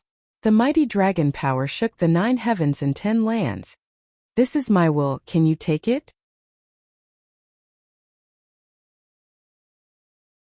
Chapter 728. Boom! On one side was Qin Feiyang's anger. On the other side was the emperor's will. The collision of anger and will caused heaven and earth to tremble at this moment. Even the radiance of the sun was overshadowed. Ower! Clang! Accompanied by a series of wails, the 30 golden streaks continued to disintegrate. The 30 sword shadows were also collapsing. The rain of light sprinkled down and dyed the sky, as well as Qin Feiyang's face that was filled with anger. Every time a sword shadow collapsed, it would cause him a bit of damage. The corner of his mouth was bleeding non-stop, but this time he did not take a step back. His legs seemed to have fused with the void. On the other hand, the emperor, every time they collided, he would take a step back and his face would turn pale. It was not until the 29th collision that Qin Feiyang took a step back. But the emperor had already taken 29 steps back. It seems that the 14th prince's anger and hatred are stronger. Qin Feiyang waved his hand, and the remaining red sword qi in his body all gushed out and converged into the last sword shadow. Clang! That sword shadow suddenly continued to expand. Finally, a gigantic sword that could split the heavens appeared high up in the sky. Its entire body was surrounded by flames. The surrounding fire waves covered the sky. The sharpness tore the heavens and split the earth. Kill! Qin Feiyang roared angrily. The giant sword trembled in the air, and with a deafening clang it slashed out angrily. This sword was like a sword that could split the heavens and earth. The sword chi surged and was unstoppable. Below, those who were not as strong as the War Master felt as if they had fallen into hell at this moment. They could not help but feel cold all over. Swish! The Emperor looked at Qin Feiyang, his eyes flickering. Then, he raised his head and looked at the sword shadow. He could clearly sense that the sword shadow contained a strong resentment and hostility. Suddenly, two sharp rays of light burst out of his eyes. He raised his arm and battle chi gushed out from his fingertips. The last golden dragon also expanded in the wind. In an instant, a golden divine dragon that was thousands of feet long and surging with dragons might appeared out of nowhere. Roar! Following closely, the golden dragon dragged its huge body and bared its fangs and brandished its claws as it pounced towards Jianing. Boom! The two behemoths collided at the top of the clouds with a loud bang, causing an earth-shaking explosion. It was like rolling thunder, deafening to the ears. The clouds were torn apart. Everything within a radius of several hundred miles was covered in a layer of golden and fiery red light. Hoo! Qin Feiyang spat out another mouthful of blood. His body flew out like a meteor. The Emperor was also retreating frantically. The blood in his body was surging, and his face was flushed red. In the end, he still couldn't hold it in. With a cry, blood spurted out from his mouth. What? His Majesty is actually injured. Everyone in the imperial palace looked at this scene in disbelief. The Emperor was the Emperor of the 9 and 5, yet he was still able to injure him. Wasn't this Qin Feiyang a little too cruel? Is this all you've got? In the crowd, Zhuge Mingyang mumbled to himself. If it was him, he would definitely not be able to do it. He might not even be able to touch a strand of the Emperor's hair. However, not only could Qin Feiyang force the Emperor to retreat, but he could also injure the Emperor to vomit blood. Just this point alone was enough to dominate the younger generation of the Great Qin Empire. Boom! High in the sky, Qin Feiyang stepped into the void, stabilized his body, wiped the blood from the corner of his mouth, and looked at the Emperor. I said that I will make you regret it, and I will definitely make you regret it. Boom! His voice fell. A wave of fire rushed out from his body. The void within a radius of several miles instantly turned into a sea of fire. The temperature soared rapidly. At this moment, this world seemed to have turned into a big furnace. This is another kind of battle chi. He actually activated 2 battle souls. Those who didn't know were shocked. Those who had investigated Qin Feiyang's background were also shocked. 2 battle souls rare in the world. It was no exaggeration to say that it was hard to meet one in 1,000 years. Such a monster was simply not comparable to ordinary people. If he didn't die, he would definitely become a peerless powerhouse that would make the world tremble in fear. Crash! Roar! At the same time, an even more majestic golden dragon battle chi rushed out from the Emperor's body, and there was even a faint dragon roar. Looking at the Emperor's cold face, the anger in Qin Feiyang's heart was like the fire waves around him, uncontrollable. All the flames condensed together in an instant, as if turning into a fire dragon, roaring in the sky, pouncing crazily towards the Emperor. But at the same time, the Emperor pointed to the sky, and the golden dragon battle chi surged out like a torrent of beasts, fiercely colliding with the fire dragon formed by the flames. This time, neither of them used any battle arts. But the loud sound produced by the collision of the 2 battle chi shook the entire imperial palace. Boom! At the same time, Qin Feiyang's body shook, and immediately crashed into the bright sky palace below like a meteorite. Qin Feiyang's expression changed. The bright sky palace was his mother's hope, and it could not be destroyed. But at this moment, he couldn't control it at all. No, finally, accompanied by an unwilling roar, he crashed into the ground of the bright sky palace. The ground was instantly torn apart. Cracks spread out in all directions like a spider web. Boom! Crack! In just an instant, the entire bright sky palace was razed to the ground. And the Emperor was also sent flying, blood splattering all over as he crashed into a palace in the distance. With a loud bang, the palace also shattered and turned into ruins. Boom! But also at the same time, the 2 shot out from the ruins and stood in the sky. The difference was, the Emperor didn't care about the destroyed palace at all, and his gaze swept directly towards Qin Feiyang. Qin Feiyang lowered his head, looking at the bright sky palace, his heart bleeding. He didn't have much feelings for the bright sky palace. He even hated this place very much. The reason for that was because it was here that his cultivation had been crippled. But now, he knew that every blade of grass and every tree here was his mother's blood, sweat, and tears. Destroyed by him just like that, his heart ached and he felt guilty. Sigh. Below. Looking at Qin Feiyang's expression, the beautiful woman secretly took a deep look and said with a smile, "You don't have to blame yourself because this place no longer has any meaning to exist." Is that so? Qin Feiyang looked at his mother and asked. The beautiful woman nodded. Thank you. Qin Feiyang smiled. He felt relieved. Since his mother said so, this place should indeed disappear. It could also be considered as cutting off the only fetter in his heart. Swish. He looked up at the emperor and sneered. Until now you still don't feel the slightest bit of guilt. The emperor family is the most ruthless. This sentence is indeed true. Yes. So you shouldn't have come to this place, the emperor said calmly. Wrong. I have never regretted coming here. Even if I die today, I want to die knowing why. Qin Feiyang roared, bristling with anger.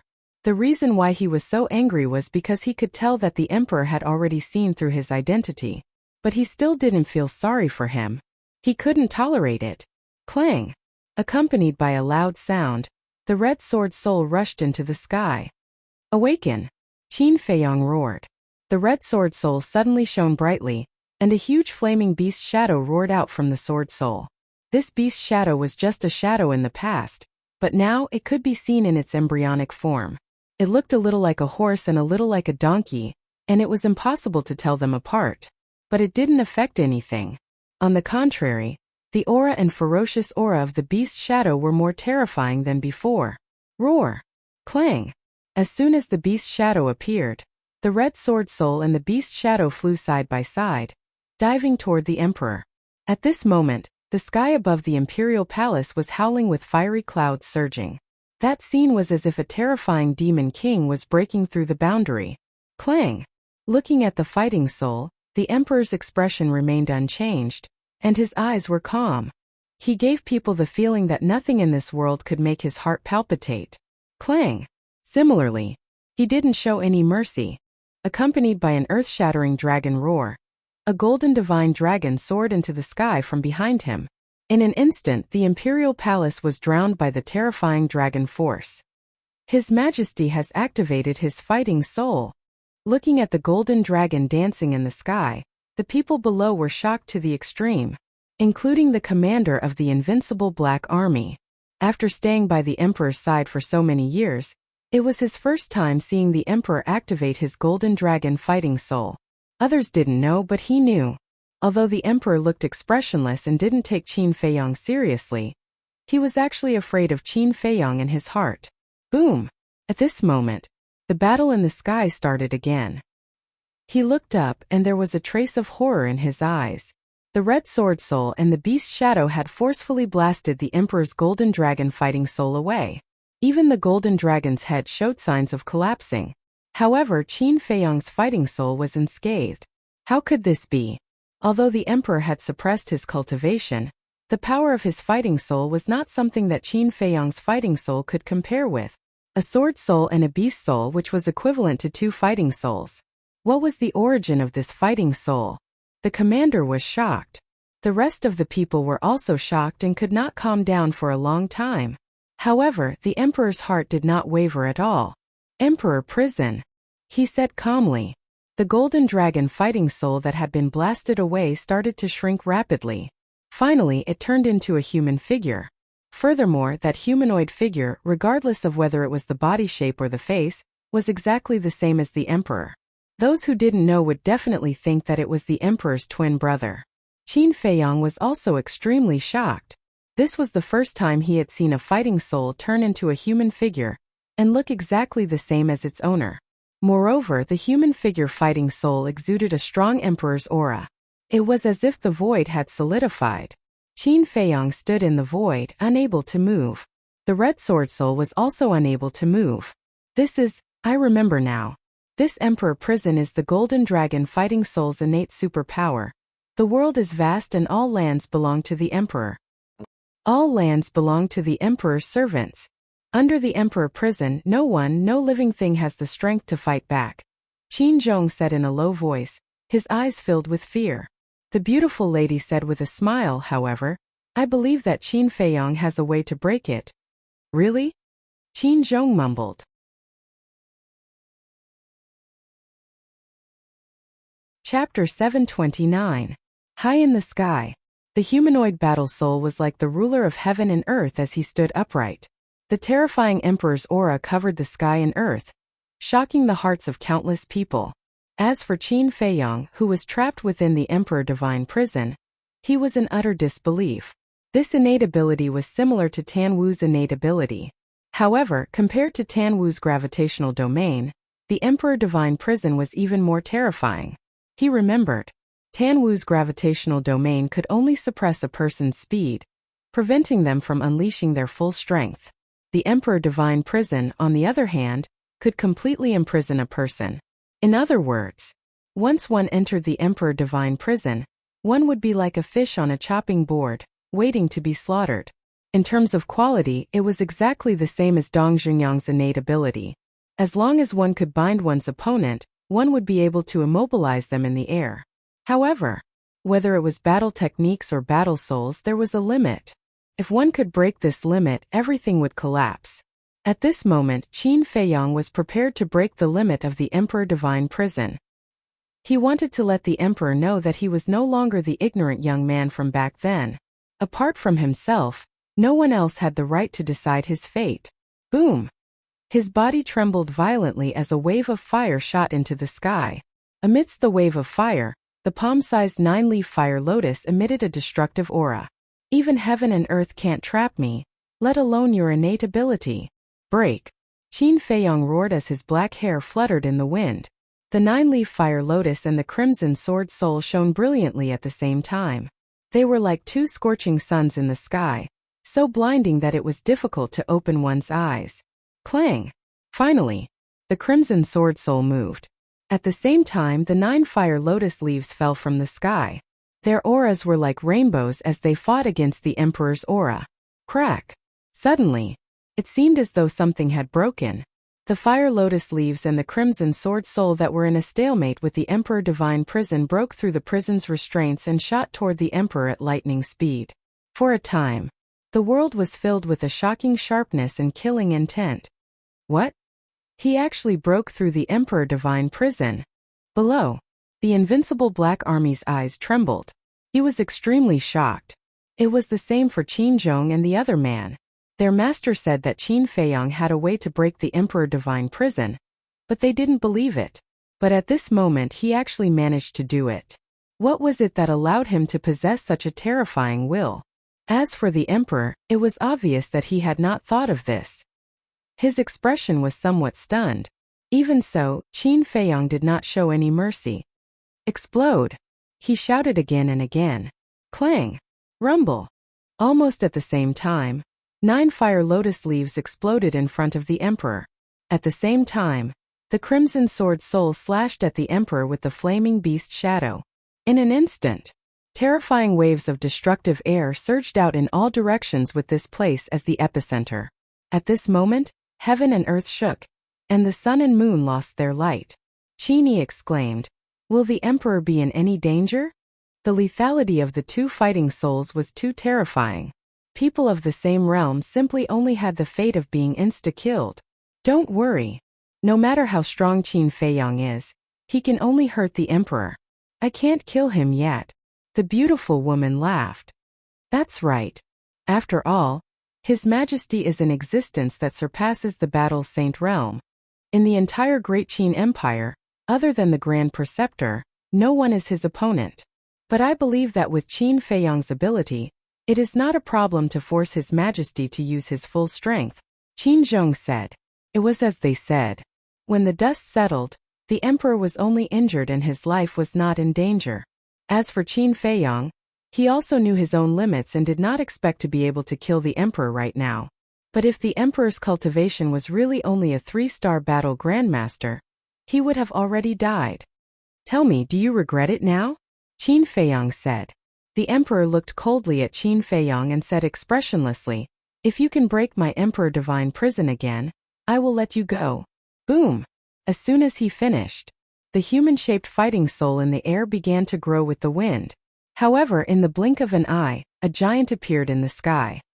He wore a dragon robe and a purple gold dragon crown on his head.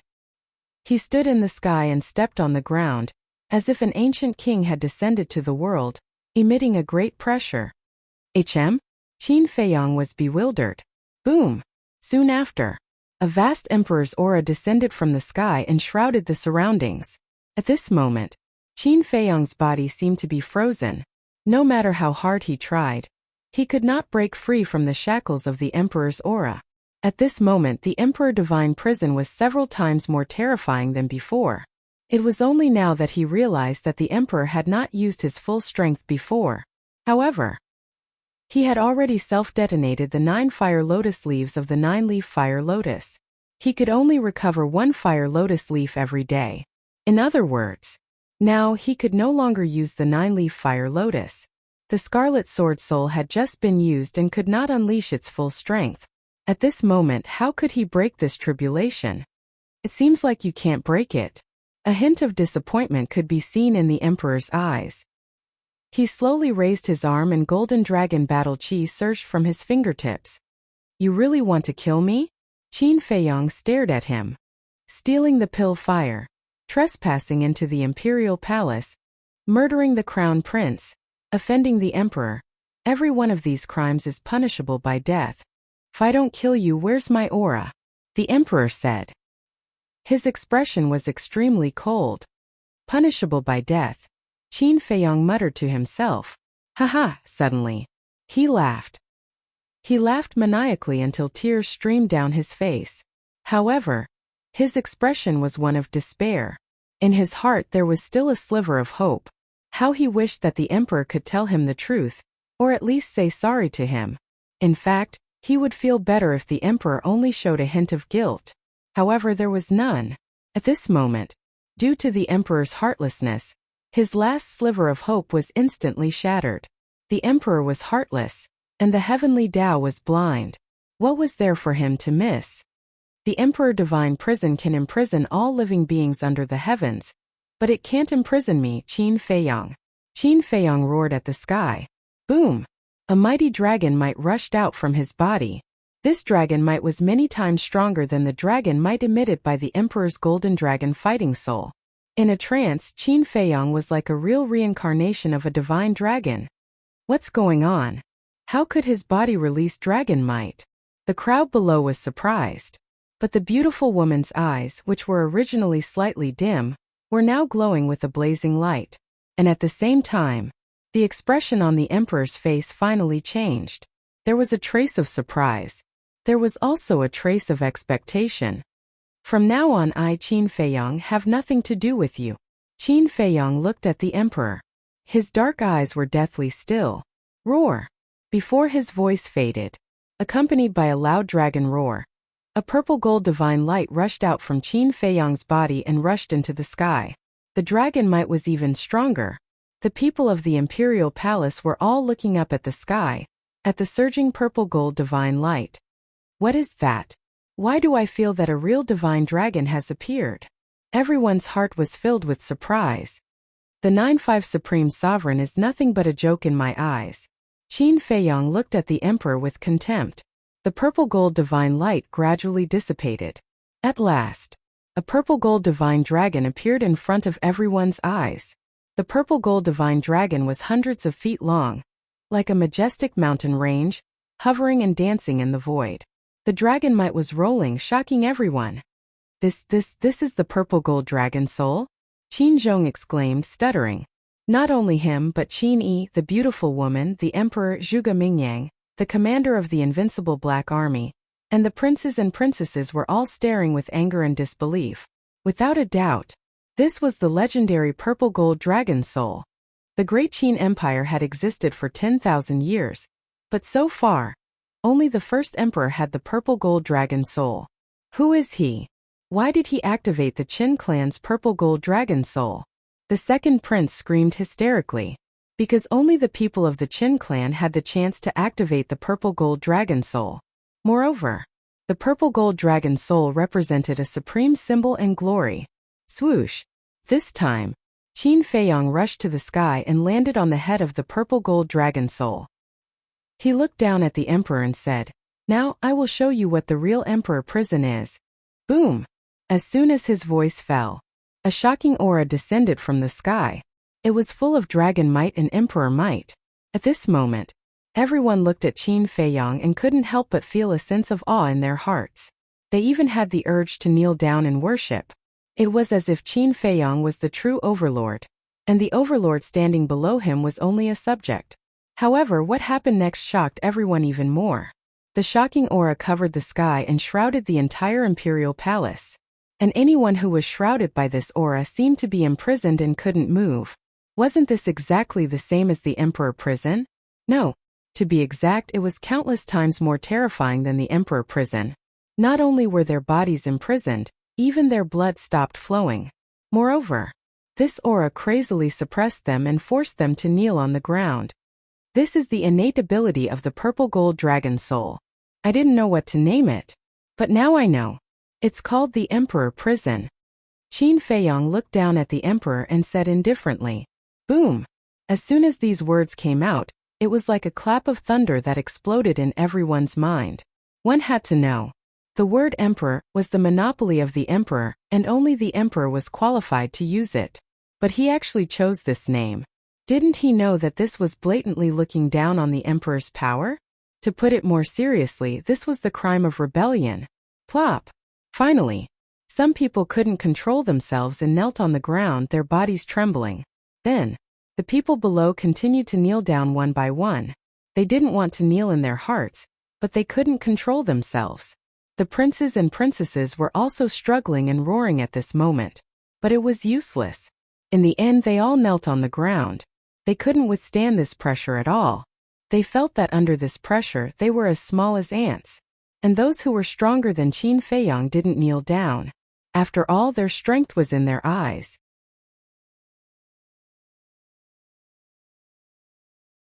Chapter 730. Then she looked at the beautiful woman. At this moment there was nothing else on her face, only gratification and pride. She knew that this child would return one day, but she did not expect that he would return so strongly. With such an outstanding child, what was there to be regretful about? Suddenly, she turned and looked at the emperor with a trace of ridicule in her eyes. "You didn't expect this." After being expelled from the imperial palace, he not only opened the door of potential, but also the purple gold dragon soul. "Now you must be regretting it," she muttered to herself, finally releasing the emotions that she had suppressed for more than 10 years. At this moment, the emperor's body was also trembling. But it was not because of regret, nor was it because of excitement, but because he was forced by the pressure. If he was in his peak state, this pressure would definitely be useless against him. But now, he suppressed his cultivation and was in the same realm as Qin Feiyang. Even he could not help but want to worship him. As for his Emperor Divine Prison, it was easily destroyed by Qin Feiyang's Emperor Divine Prison. However, it was clear that his pride and dignity would not allow him to do so. Boom! A terrifying aura burst out from his body. Finally, he released his suppressed cultivation and returned to his peak state. At the same time, his Emperor Prison's power also increased by countless times. Qin Feiyang was imprisoned again. As the beautiful woman said, even if Qin Feiyang's strength was heaven-defying, he was still not the emperor's opponent, because he was still too weak. But even so, forcing the emperor to use his full strength was enough to make him famous. "You can go now," the emperor said lightly. At the same time, the human-shaped war soul dissipated, and the emperor prison also disappeared.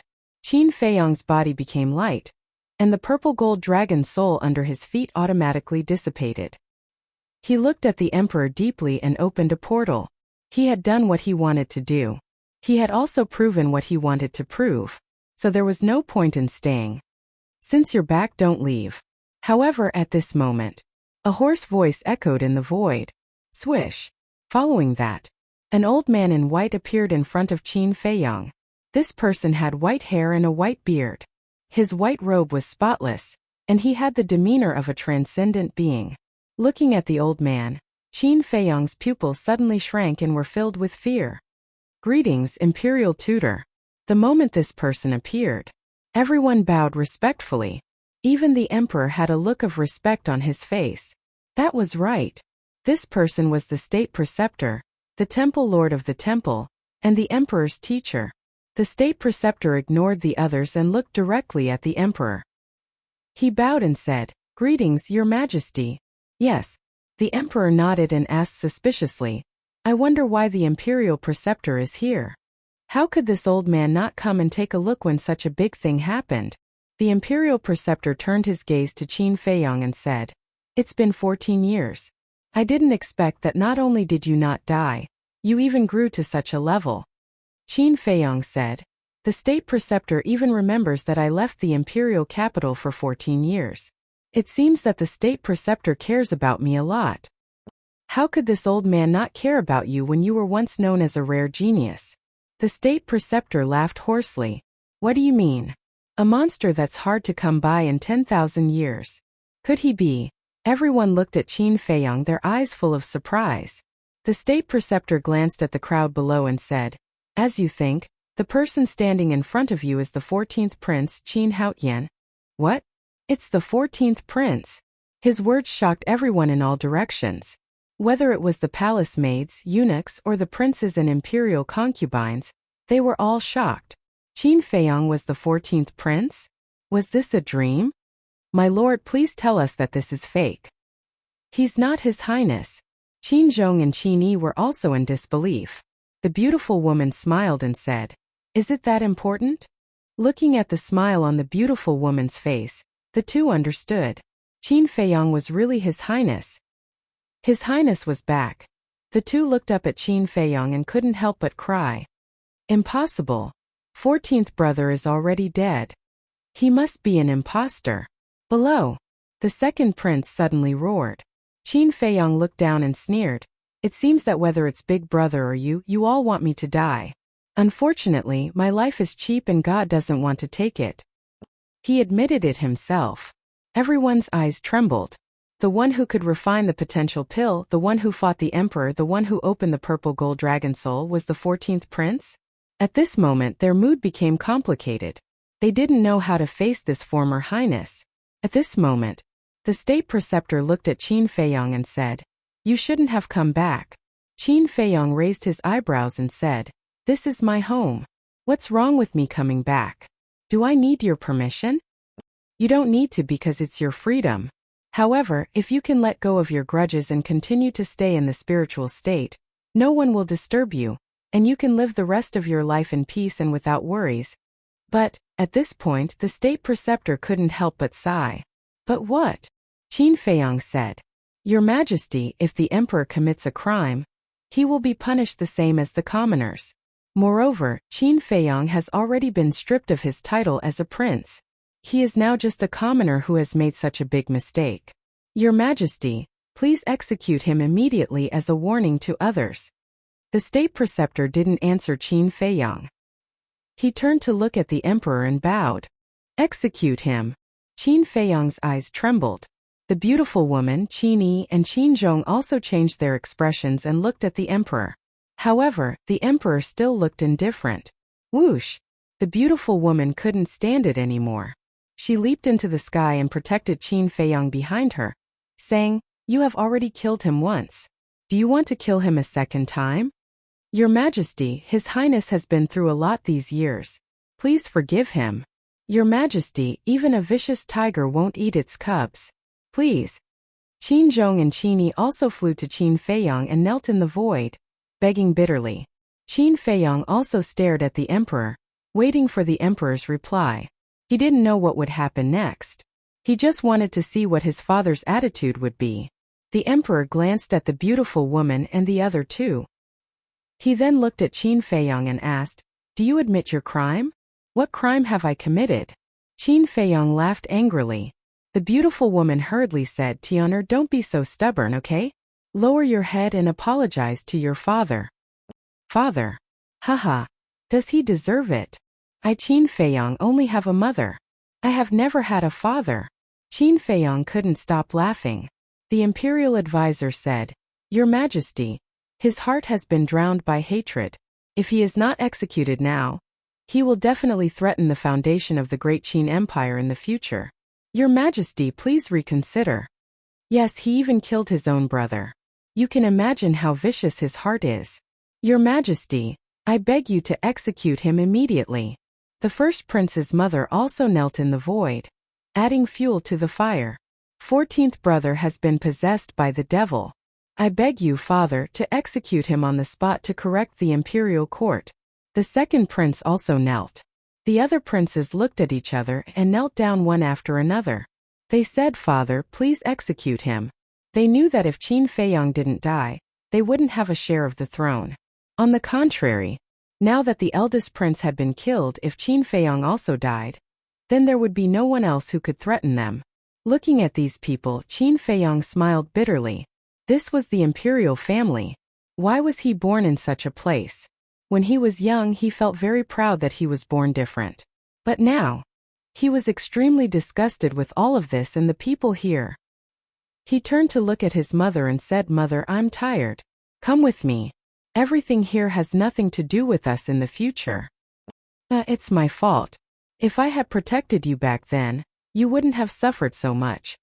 The beautiful woman touched Qin Feiyong's face. Her tears fell like rain, and her face was full of self-blame. No.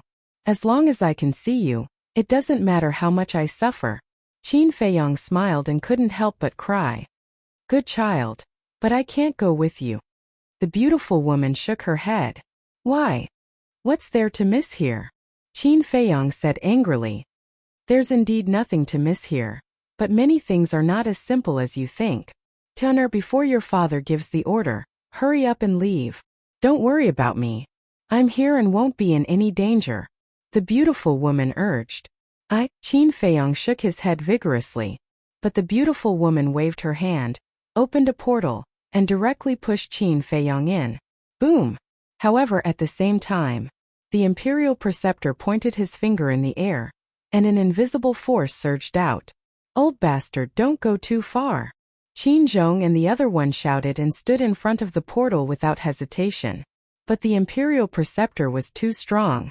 The two didn't even have the chance to make a move, and were ruthlessly killed without leaving a corpse behind. Qin Feiyong happened to turn his head and see this scene. He immediately grit his teeth in anger. The beautiful woman shouted without looking back, "Don't go." At the same time, she took a step forward, and her aura erupted like a volcano, shaking the sky. I can tolerate you hurting him the first time, but I will never tolerate you hurting him the second time. At this moment, her white clothes fluttered and her black hair danced. Her body was filled with a bone-piercing cold current, like an ice queen, sacred and inviolable.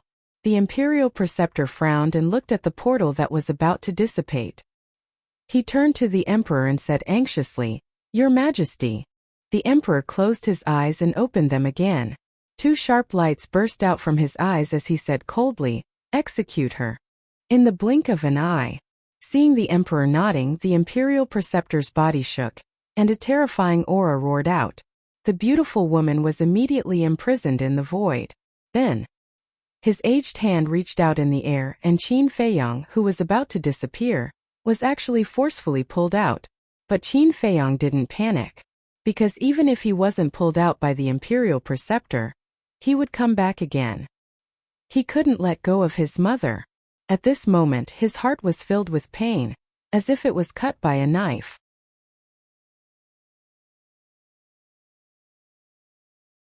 Chapter 731. For a moment, heartache, anger and hatred occupied Qin Feiyong's entire body and mind.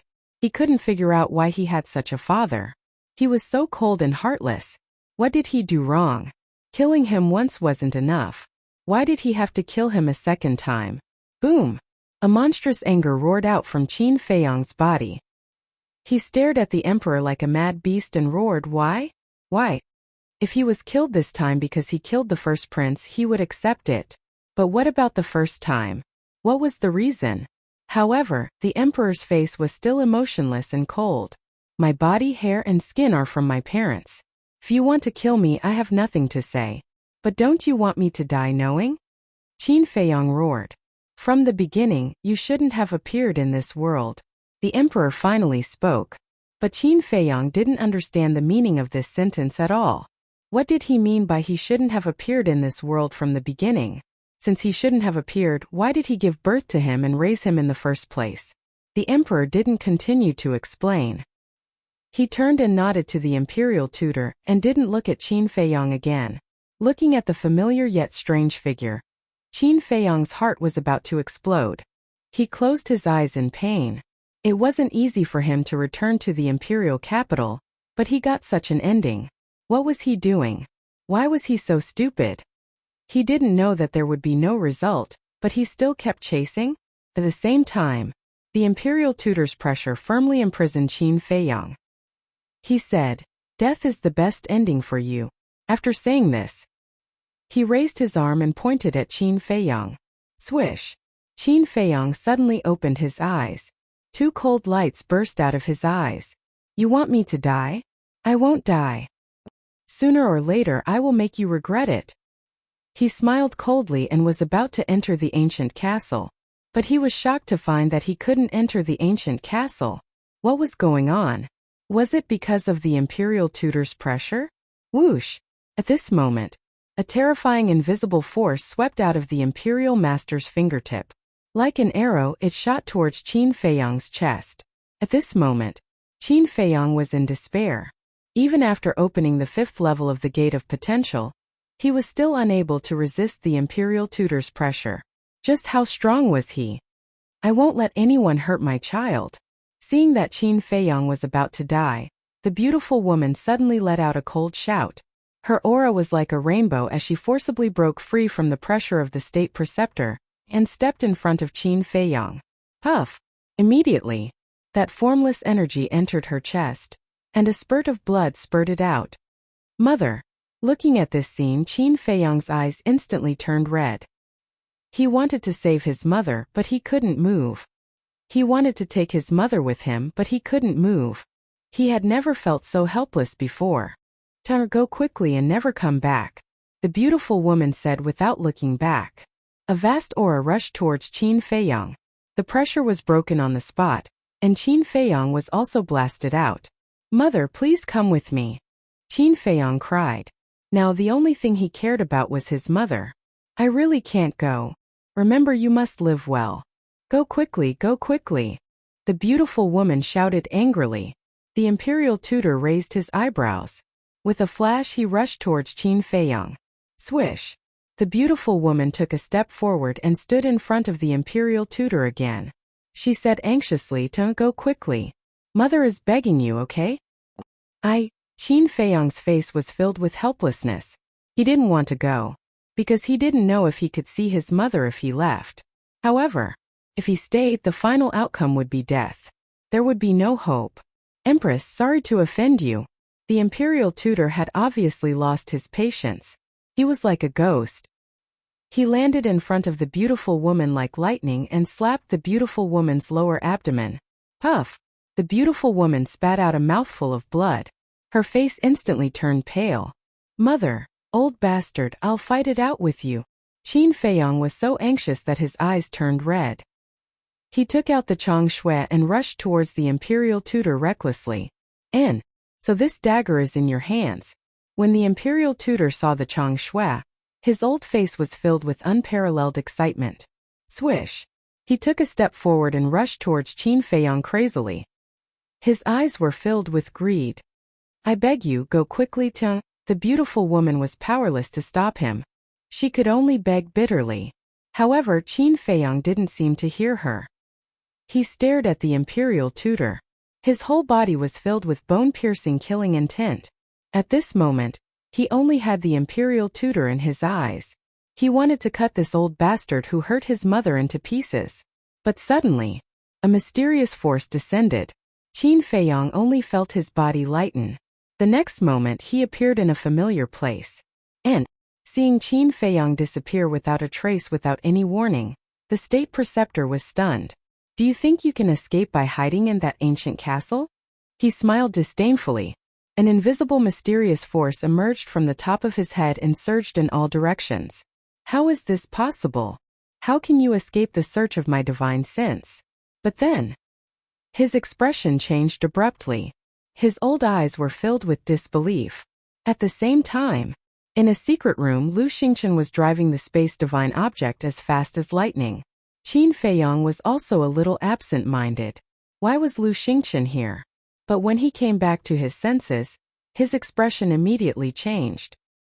He hurriedly shouted, "Go back, I can't leave my mother alone." Lu Xingchen was silent. His face was solemn. Qin Feiyong roared, "Did you hear that? Go back quickly." Lu Xingchen frowned and shouted, "Can you calm down? Are you still the Qin Feiyong I know?" "I can't calm down." Qin Feiyong shook his head. "Even if you can't calm down, you have to calm down.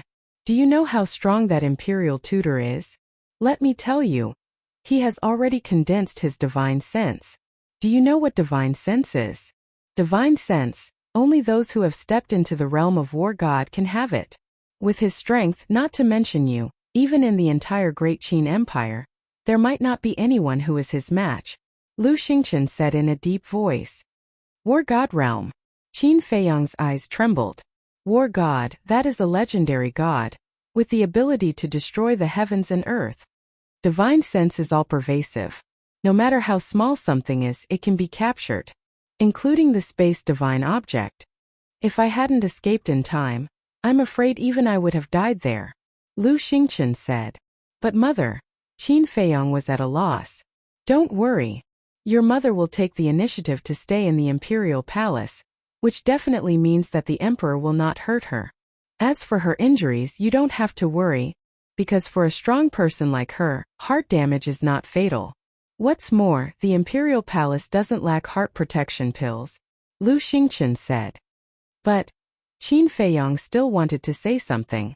"Can you not be so wishy-washy? Your first task now is to increase your own strength. If I really send you back now, can you defeat the imperial tutor? If you can't defeat him, how can you save your mother?" Lu Xingchen said angrily. Qin Feiyong went silent. Yes, the imperial tutor is so strong, can he defeat him? Finally, he calmed down and said, "I'm sorry. Understandable. After all, this kind of thing, no one can bear it. If it were me, I might be crazier and more desperate than you." Lu Xingchen sighed. Qin Feiyong clutched his aching chest and asked, "Are you sure my mother will be fine?" "She will definitely be fine. Your mother can break free from the imperial tutor's suppression. Her strength should not be underestimated. According to my speculation, her cultivation should be between 7-star and 9-star combat emperor," Lu Xingchen said. "So strong?" Qin Feiyong was stunned. "She is not your mother.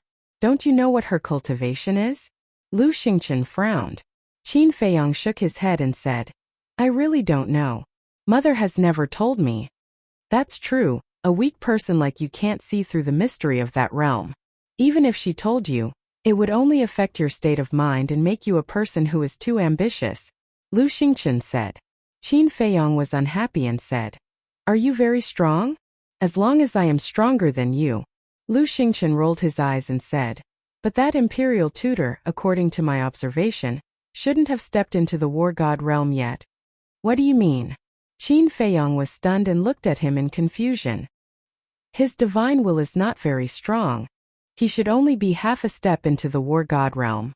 In other words, he is the so-called false god, also known as a demigod," Lu Xingchen said. "What is a false god?" Qin Feiyong asked. Lu Xingchen said, "A false god is an existence between a 9-star combat emperor and a war god. So that's how it is." Qin Feiyong nodded in realization and frowned. "How do you know so much?" Lu Xingchen chuckled. "Because I used to be a war god too." Qin Feiyong staggered and almost fell down. "Let me tell you, what I said is true, don't doubt it," Lu Xingchen said very seriously. "Get lost." Qin Feiyong rolled his eyes at him and sat on the ground. He buried his head and muttered to himself. Sigh. Seeing this, Lu Xingchen sighed deeply and did not disturb Qin Feiyong. He rode the space divine object and sped out of the city. At the same time, Imperial Palace. The beautiful woman stood in the sky, her face pale. But as Lu Xingchen expected, her life was not in danger. But the imperial tutor glanced at the surrounding void with a gloomy face. As for the emperor, there was still no expression on his face, looking unfathomable. Sooner or later, you will regret everything you have done today. The beautiful woman looked at the two coldly and finally left these words before turning around and leaving alone. The imperial tutor suddenly had a trace of hostility between his eyebrows. He looked at the beautiful woman and said, "As long as you are still here, he will definitely come back. Is that so?" The beautiful woman smiled faintly without looking back, full of sarcasm. The imperial tutor clenched his hands and turned to look at the emperor. He bowed and said, "Your Majesty, I think she should be thrown into the divine prison." Divine prison? The beautiful woman's body trembled. "Let me think about it." The emperor said expressionlessly and took the lead to leave. The beautiful woman silently shed a tear and gradually disappeared from everyone's sight. Qin Feiyang, I will not let you go.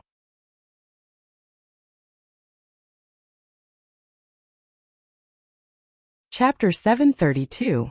Time flew by. Half a month passed.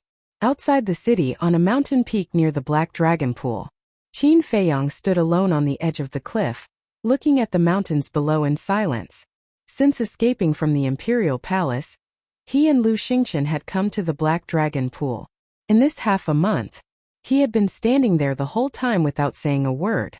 As for Lu Xingchen, he had already returned to the Divine Palace that day, and after half a month of settling down, his mood had finally calmed down.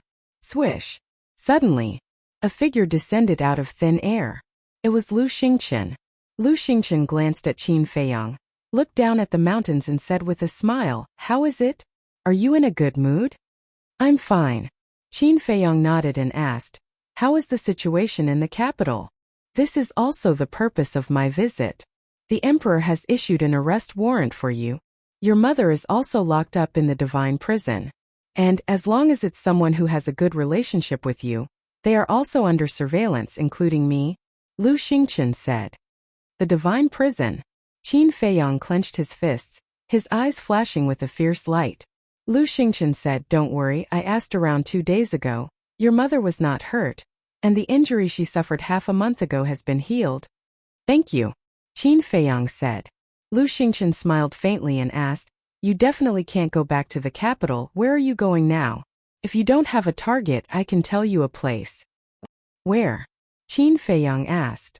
"The Forgotten Land," Lu Xingchen said. How do you know about the Forgotten Land?" Qin Feiyang was stunned and looked at him in surprise. "I told you I used to be a war god. There's nothing in the world that I don't know." Lu Xingchen smiled faintly. Qin Feiyang rolled his eyes and said, "I'm not in the mood to joke with you. Frankly speaking, I don't want to leave for the time being." "Then what do you want?" "Go to God's prison to save your mother." "Stop joking. The divine prison is at the back mountain of the imperial palace. You won't be able to sneak in," Lu Xingchen said. "I know that the god prison is in the mountain behind the imperial palace, and I also know that there are experts guarding the god prison. But I have my own plans. Just help me take care of Ren Wushuang," Qin Feiyang said. Lu Xingchen said, "Taking care of her is a small matter. The key is you. You have to stay alive. After all, we still have to work together to accomplish something big." Qin Feiyang frowned. "What's the big deal?" "Secret." Lu Xingchen smiled mysteriously. Qin Feiyang rolled his eyes at him and waved his hand. "Go back quickly. Don't make people suspicious. Don't worry about me. Think about my suggestion. Because the Forgotten Land is not as simple as you think," Lu Xingchen said. After that, he opened a portal and strode away. "It's not that simple?" Qin Feiyang frowned. What secret was hidden in the Forgotten Land that made Lu Xingchen so concerned? Swish! Suddenly, he flashed and entered the castle. Fatso, Wolf King, Lu Hong, the pangolin, and the black dragon snake immediately swarmed up. In the past half a month they wanted to go out and comfort Qin Feiyang, but they couldn't leave the castle. Therefore they could only worry here, afraid that Qin Feiyang would rush back to die on impulse. "Little Qin Zi, Lu Xingchen is right.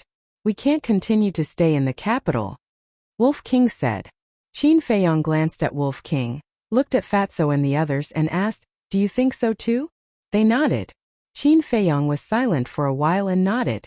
"Okay, when I finish this we will leave." "What is it?" Fatso was suspicious. "Get rid of the princes," Qin Feiyong said word by word, his eyes full of murderous intent. "What? Are you crazy?" Everyone stared at him dumbfounded. "Since they all want me dead, I will kill them first. I want that old thing to have no descendants." Qin Feiyong sneered, full of hostility. "Okay, we don't object to this, but you tell us they are all in the palace. How can we kill them?" Lu Hong said. "Don't worry, they will come out." Qin Feiyong smiled coldly and looked at Fatso. "Go to the general pavilion and ask if the potential elixir has been auctioned off. Then," he added, "if not, then they will all appear when the potential elixir is auctioned." Fatso asked, "What if it has been sold out?" Qin Feiyong said, "Then create an opportunity to force them out." Fatso looked at Qin Feiyong helplessly, nodded and sighed. "Okay, we will go crazy with you again." Lu Hong, Wolf King, and the other beasts also nodded, because they all knew that if the emperor did not pay a price, Qin Feiyong's knot in his heart would not be untied. Whoosh! Fatso left the castle, opened the portal, and went to the general pavilion in disguise. Qin Feiyong stood there waiting for Fatso's news. In less than an hour, Fatso sent a message. Lu Hong asked, "How is it?" Fatso said, "I asked Sundahai just now. There are still 5 potential elixirs that have not been auctioned." Qin Feiyong said, "Did Sundahai recognize you?" Fatso chuckled. "Look at my current appearance, would he be able to recognize me?" Fatso's current appearance was short, thin, and very dark. He was simply like a pig. "Then when is he going to start the auction?" Qin Feiyong asked. "I've asked, he said that the capital city is too chaotic recently, so he doesn't plan to auction it for the time being." Fatso said, "Then we'll wait." Qin Feiyong said. Fatso said, "All right, then I'll stay in the Fragrant Moon Inn first. I'll send you a message if there's any news." Qin Feiyong nodded, turned off the image crystal, opened the 6-word formula, and continued to copy the second stroke of the kill formula. Capital City. Although half a month had passed, the matter of Qin Feiyong causing a ruckus in the imperial palace had not diminished in the slightest. All the major restaurants were discussing this matter with relish. But the most discussed thing was, where was Qin Feiyong hiding now? As the former 14th prince, he definitely wouldn't give up so easily. Time passed in a flash. Another month passed. Boom! On this day, Qin Feiyong's arm trembled, and the second stroke of the kill formula blossomed with a resplendent light. At this moment, his cultivation also soared rapidly. In just an instant, he had stepped into the 4-star war ancestor realm. Sensing the movement, the black dragon snake opened its eyes and looked at Qin Feiyong enviously. Back then, Qin Feiyong's cultivation was not even as strong as it was, but now it was still in the same place, while Qin Feiyong had already stepped into the 4-star war ancestor realm. Why was this person so abnormal? After pondering for a moment, it ran in front of Qin Feiyong and smiled obsequiously. "Brother Qin, can we have a chat?" "Brother Qin?" Qin Feiyong was startled. He turned to look at the black dragon snake and said speechlessly, "So mushy, there must be something wrong, speak. Do I have to wait until this emperor breaks through to the 9-star war ancestor realm before I can consume this potential pill and potential pill?" The black dragon snake asked. "Yes." Qin Feiyong nodded. "Is there no other shortcut?" The black dragon snake said. "It was only a 2-star war ancestor right now. At this rate, how long would it take to break through to the 9-star war ancestor realm?" Seeing that the cultivation of Qin Feiyong and the others was advancing by leaps and bounds, it really couldn't wait any longer. "What shortcut can there be?" Qin Feiyong laughed. Cultivation was something that had to be done step by step. But suddenly, his expression froze. He pondered for a moment, then said, "Don't tell me, I really did think of a shortcut. I just don't know if you're willing to pay the price." "Speak." The black dragon snake's spirit was aroused as it urged.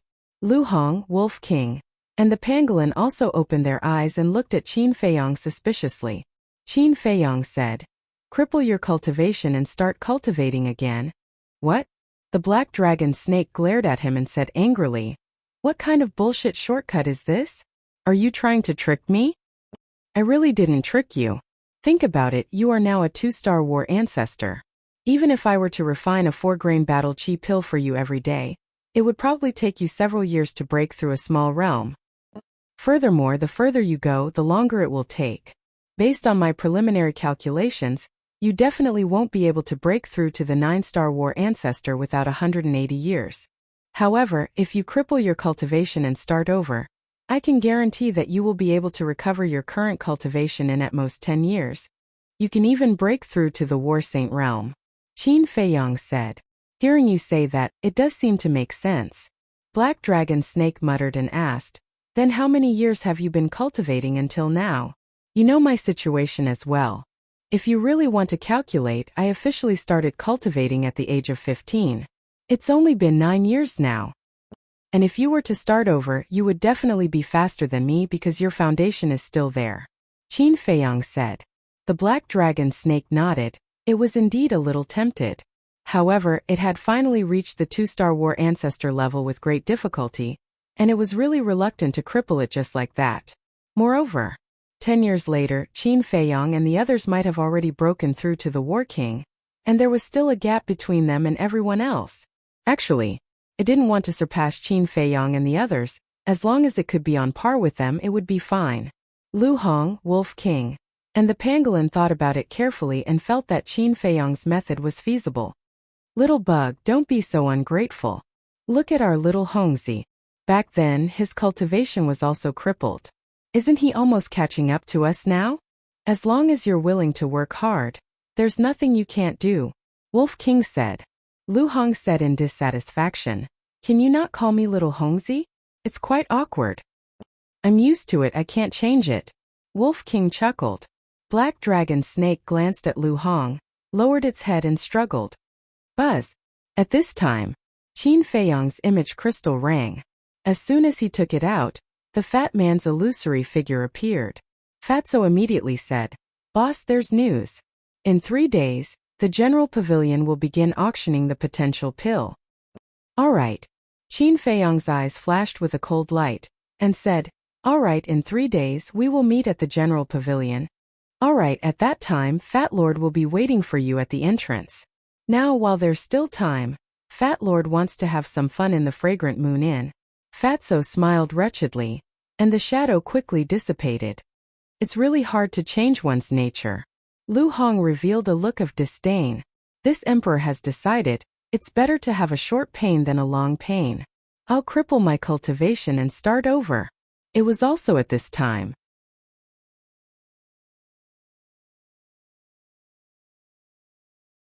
Chapter 733. Qin Feiyang was stunned. He had only said it casually. He did not expect the Black Dragon Snake to be so persistent. Are you sure? He asked again. I'm sure. The Black Dragon Snake nodded, its eyes filled with determination. All right, wait a moment. Qin Feiyang looked at it deeply, then turned around and walked to the front of the Flood Dragon Cauldron, refining a disaster spirit pill and a marrow cleansing pill. The Black Dragon Snake took the disaster spirit pill and stuffed it into its mouth without hesitation. His cultivation immediately plummeted. Qin Feiyang also began to refine the quenching body pill and the chi gathering pill. 3 days later, he grabbed a universe bag and threw it to the Black Dragon Snake, saying, these quenching body pill and chi gathering pill are enough for you to break through to the war chief. Thank you. The Black Dragon Snake sincerely thanked him. We're all on the same side, there's no need to be so polite. Don't think about anything else in the future. Just focus on cultivating. We're all waiting for you to rise. Qin Feiyang laughed. After this period of time, he had already treated the Black Dragon Snake as his family. Similarly, the Black Dragon Snake had also completely integrated into this big family. Next, Qin Feiyang consumed a mirage form pill and turned into a thin and weak youth. He left the castle, opened the teleportation gate, and directly descended on the street in front of the main pavilion. The news that the main pavilion was going to auction the potential pill had already spread 3 days ago. Therefore, even though it was early in the morning, there was already a sea of people. Qin Feiyang stood in the middle of the crowd and scanned the crowd in front of the main pavilion. Soon, On the left side of the door, he saw a thin and short man in black, anxiously looking at the crowd. Qin Feiyong walked over in large strides and smiled. Have you reserved the room? That's right. This person was Fatso. Fatso looked at Qin Feiyong suspiciously. As if he suddenly thought of something, he chuckled. Do you even need to say that? I already booked it yesterday. Then let's go. Qin Feiyong laughed. Fatso turned around and led Qin Feiyong into the general pavilion. Then they walked towards the auction house. Everywhere he passed, he heard discussions about the potential pill and Qin Feiyong. Boss, you're really a big shot now. Even a 3-year-old child knows your name. Fatso snickered. Qin Feiyong glared at him and transmitted his voice. Don't talk about these useless things. Quickly go and find out if the princes have come. There's no need to ask. They're already here, but there's a problem. As Fatso spoke, he could not help but frown. What trouble? Qin Feiyong was suspicious. They have 2 guards with them. Furthermore, they might have also realized that you would attack them. That's why they're extremely vigilant. In my opinion, it will be very difficult to find an opportunity to attack them, Fatso thought. If there's no chance, then create one. Anyway, I have to kill them today. Qin Feiyong whispered, his eyes flashing with a shocking murderous intent. Soon, the 2 entered a VIP room. The layout inside was quite simple.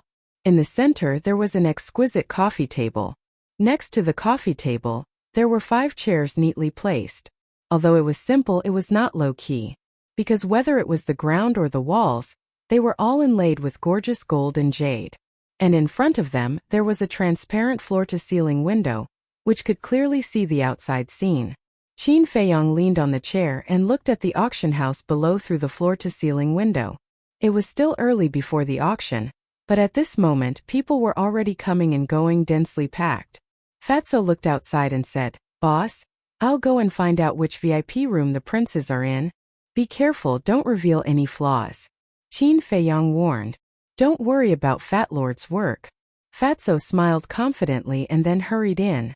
Qin Feiyong looked outside in silence. The room fell into a dead silence for a moment. Dong! Suddenly, a knock on the door broke the dead silence. Please come in, Qin Feiyong said. The door opened gently, and a man and a woman walked in one after another. Both of them looked to be in their 20s. The man was handsome and the woman was youthful and beautiful. They were both dressed in white, spotless, and had a good temperament. Qin Feiyong looked at the 2 unfamiliar faces and asked suspiciously, You are? I'm Li Li, this is my cousin Li Rong. The 2 of us have taken the liberty to visit you. If we have disturbed you, I hope you will forgive us. The white-clothed young man cupped his hands and smiled, displaying a refined and courteous attitude. The woman in white also bowed to Qin Feiyong. Li? Li Rong. Qin Feiyong frowned slightly. He had no impression of this name and asked in confusion, Do I know you? This is the first time we've met. Of course we don't know each other. Brother, may I know your name? The young man in white asked with a smile. Wang Hao. Qin Feiyong casually made up a name. Wang Hao. The young man in white thought for a while and said with a smile, King of the world, vast and righteous. Brother Wang's name is really extraordinary. Nice to meet you. Qin Feiyong was stunned. King of the world, vast and righteous? This person's imagination was too rich, wasn't it? What's the matter? He looked at the 2 of them in confusion. Since they didn't know each other, why did they come to him? Crazy. The young man in white glanced at Qin Feiyong and said with a smile, Brother Wang, are you thinking that we're crazy? Qin Feiyong was surprised. This person was so good at reading people's expressions? Seems that I guessed right. The young man in white smiled and didn't look angry. He said, I'm here to ask for a seat. A seat? Qin Feiyong was stunned and frowned. What do you mean? Look outside. There's a sea of people. There's no place to stand at all. The other VIP rooms have also been reserved. They're basically big shots in the capital. I have neither strength nor background. I really dare not look for them. So I came to try my luck here. The young man in white smiled. I can take it that you didn't reserve a seat in advance and now you want to get one here? Qin Feiyong said. Yes. The young man in white nodded. Is that so? Qin Feiyong narrowed his eyes slightly. This reason seemed too far-fetched. The auction house was so big. There were so many places to stand. Why did he come to him? Actually, I'm quite embarrassed to disturb Brother Wang. But I really don't have a choice. Look at my cousin. She's a slender and elegant maiden. If she squeezes with those people outside, won't she be a lamb in a tiger's den?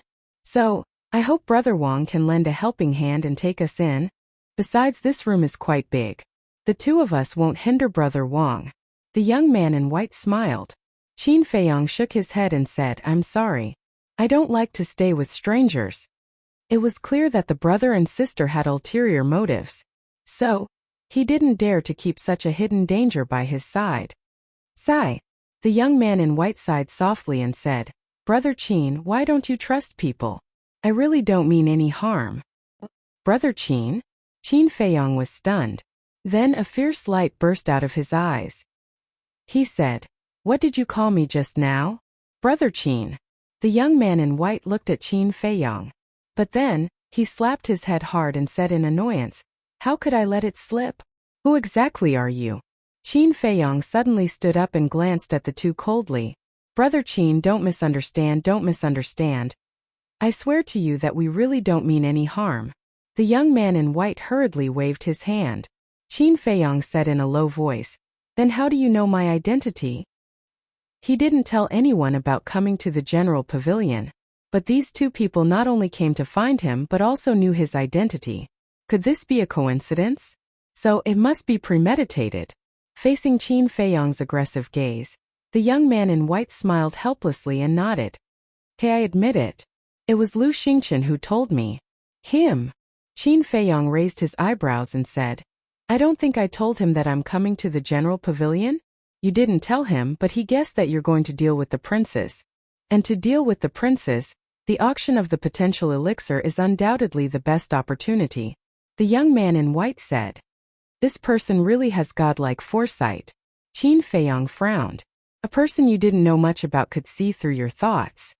It felt like you were standing naked in front of him with no secrets to speak of. And Qin Feiyong didn't like this feeling very much. After pondering for a while, Qin Feiyong said again, Even so, how did you recognize me? One had to know. He had changed his appearance now. Even those who often stayed by his side might not be able to recognize him. The young man in white shook his head and smiled. This is my privacy. I can't tell Brother Qin. Qin Feiyong's eyes flashed.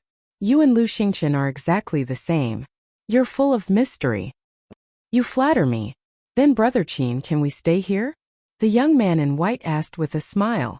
Qin Feiyong returned to his seat and looked at the auction outside. As long as you don't hinder me, it's up to you. Thank you, Brother Qin.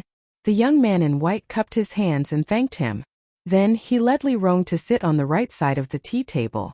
This time, the door was pushed open without warning. Fatso rushed in. Boss, but just as he was about to speak, he found that there were two strangers here. He walked suspiciously to Qin Feiyong's side and asked, Boss, who are they? I don't know. Qin Feiyong secretly said. Fatso wondered, why did you let them stay here? Qin Feiyong said in a deep voice, I don't know them, but they know me. They even know the purpose of our visit to the general pavilion. What? Fatso looked at Li Li and Li Rong in surprise. The young man in white cupped his hands and smiled. Brother Situ, nice to meet you. Even Fat Lord recognized me. Fatso was in disbelief. Qin Feiyong sent a sound transmission. Don't worry about them.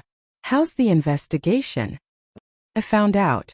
They're in VIP rooms 1 and 12. Fatso said. How many came in total?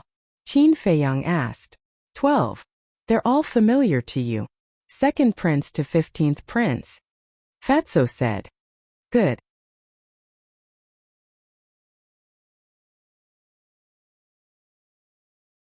Chapter 734. Seeing Qin Feiyong and Fatso exchanging glances, Li also knew that the two must be secretly talking about something. But he didn't ask or say anything. About half an hour passed. Dong! A loud and clear chime of a bell echoed in the auction hall. The scene fell into a dead silence. Everyone was looking at the auction stage in the center. After a while, An old man in white came into everyone's sight. It was Sundahai. Sundahai stood in the middle of the stage and chuckled. I believe everyone is impatient from waiting. Yes. Don't talk nonsense, let's start. The crowd roared with laughter. Sundahai said, I don't want to talk nonsense, but there are some things that I have to say. Everyone held their breath and waited for him to continue. Sundahai said, everyone knows that the potential pill came from Qin Feiyang. Everyone nodded. This was something that was known to all. If Qin Feiyang is still here, our general pavilion will definitely not run out of stock. Because no matter what price we have to pay, we will buy it from Qin Feiyang. But it's different now. Qin Feiyang is wanted and his whereabouts are unknown. No one can supply us with the potential pill. Because of this, the value of the potential pill now is undoubtedly greater than before. I might as well tell everyone the truth. Our treasure pavilion only has 5 potential pills in our hands now. It can be said that every pill used is one less pill. Sundahai sighed. The people present also sighed for a while. Yes, Qin Feiyang is no longer here, and the potential pill is going to be peerless. The remaining 5 potential pills are really more precious than peerless treasures. Fatso frowned and said discontentedly, auction it. What's the point of talking so much nonsense? People who do business will definitely use some emotional means in advance to raise the value of the auction items. Lily laughed. Did Fat Lord talk to you? Why are you talking so much? Besides, how can Fat Lord not understand such a simple principle? Fatso looked at Lily coldly. Lily was stunned. He smiled helplessly and said, all right, it's my fault. I'll shut up. You better shut up. Fatso harumphed coldly and transmitted his voice. Boss, why don't we continue to cooperate with the General Pavilion in secret? No. The person behind the General Pavilion is also the Emperor. If the potential pill continues to be auctioned, it will definitely arouse suspicion. Qin Feiyang said. Most importantly, he was not short of money now, so there was no need to take this risk. Sundahai continued to say a series of emotional words. In the end, the people in the auction house were full of fighting spirit and looked determined to win. Seeing such an effect, Sundahai was very satisfied. He smiled and said, all right, I've said what needs to be said. Next, let's start the auction. After saying that, he took out a jade box and opened it. As soon as the lid of the box was opened, a strong medicinal fragrance immediately filled the air of the auction house. Everyone's eyes immediately lit up. Sundahai's face became serious. He said, same old rules, bid freely, no cap. Begin. 250 billion. Before he finished speaking, an arrogant voice sounded from one of the VIP rooms. What? 250 billion right off the bat. As soon as this was said, the auction house was in an uproar. One had to know. Those potential pills that were auctioned in the past were the highest price. With such a high price, how were the others going to bid? Not everyone is qualified to bid for a treasure like the potential pill. That arrogant voice sounded again. It's the second prince's voice? Fatso frowned. Yes, it's him. Qin Feiyang nodded. Lily smiled and said, today's auction will definitely be more intense than before. It can even be said to be an invisible battle. Qin Feiyang nodded. Now that the eldest prince was dead, the position of the crown prince was empty. In order to compete for the position of the crown prince, the princes would think of ways to make themselves more outstanding. The more effective, direct, and faster way was undoubtedly the potential pill. As long as one got the potential pill and opened the door of potential, one's talent would change drastically. At that time, the chances of succeeding the position of the crown prince would of course be greater. In addition, there were only 5 potential pills in the treasure pavilion, so the princes would naturally fight for them. Second brother is right. Before bidding for the potential pill, we have to consider whether we have the ability or not. I bid 250 billion. At this moment, another arrogant voice sounded. Moreover, there was a hint of threat in his words. This was a threat to everyone except the princes. Third prince. Everyone was stunned. Those who had the ability to participate in the auction could be said to be either rich or noble.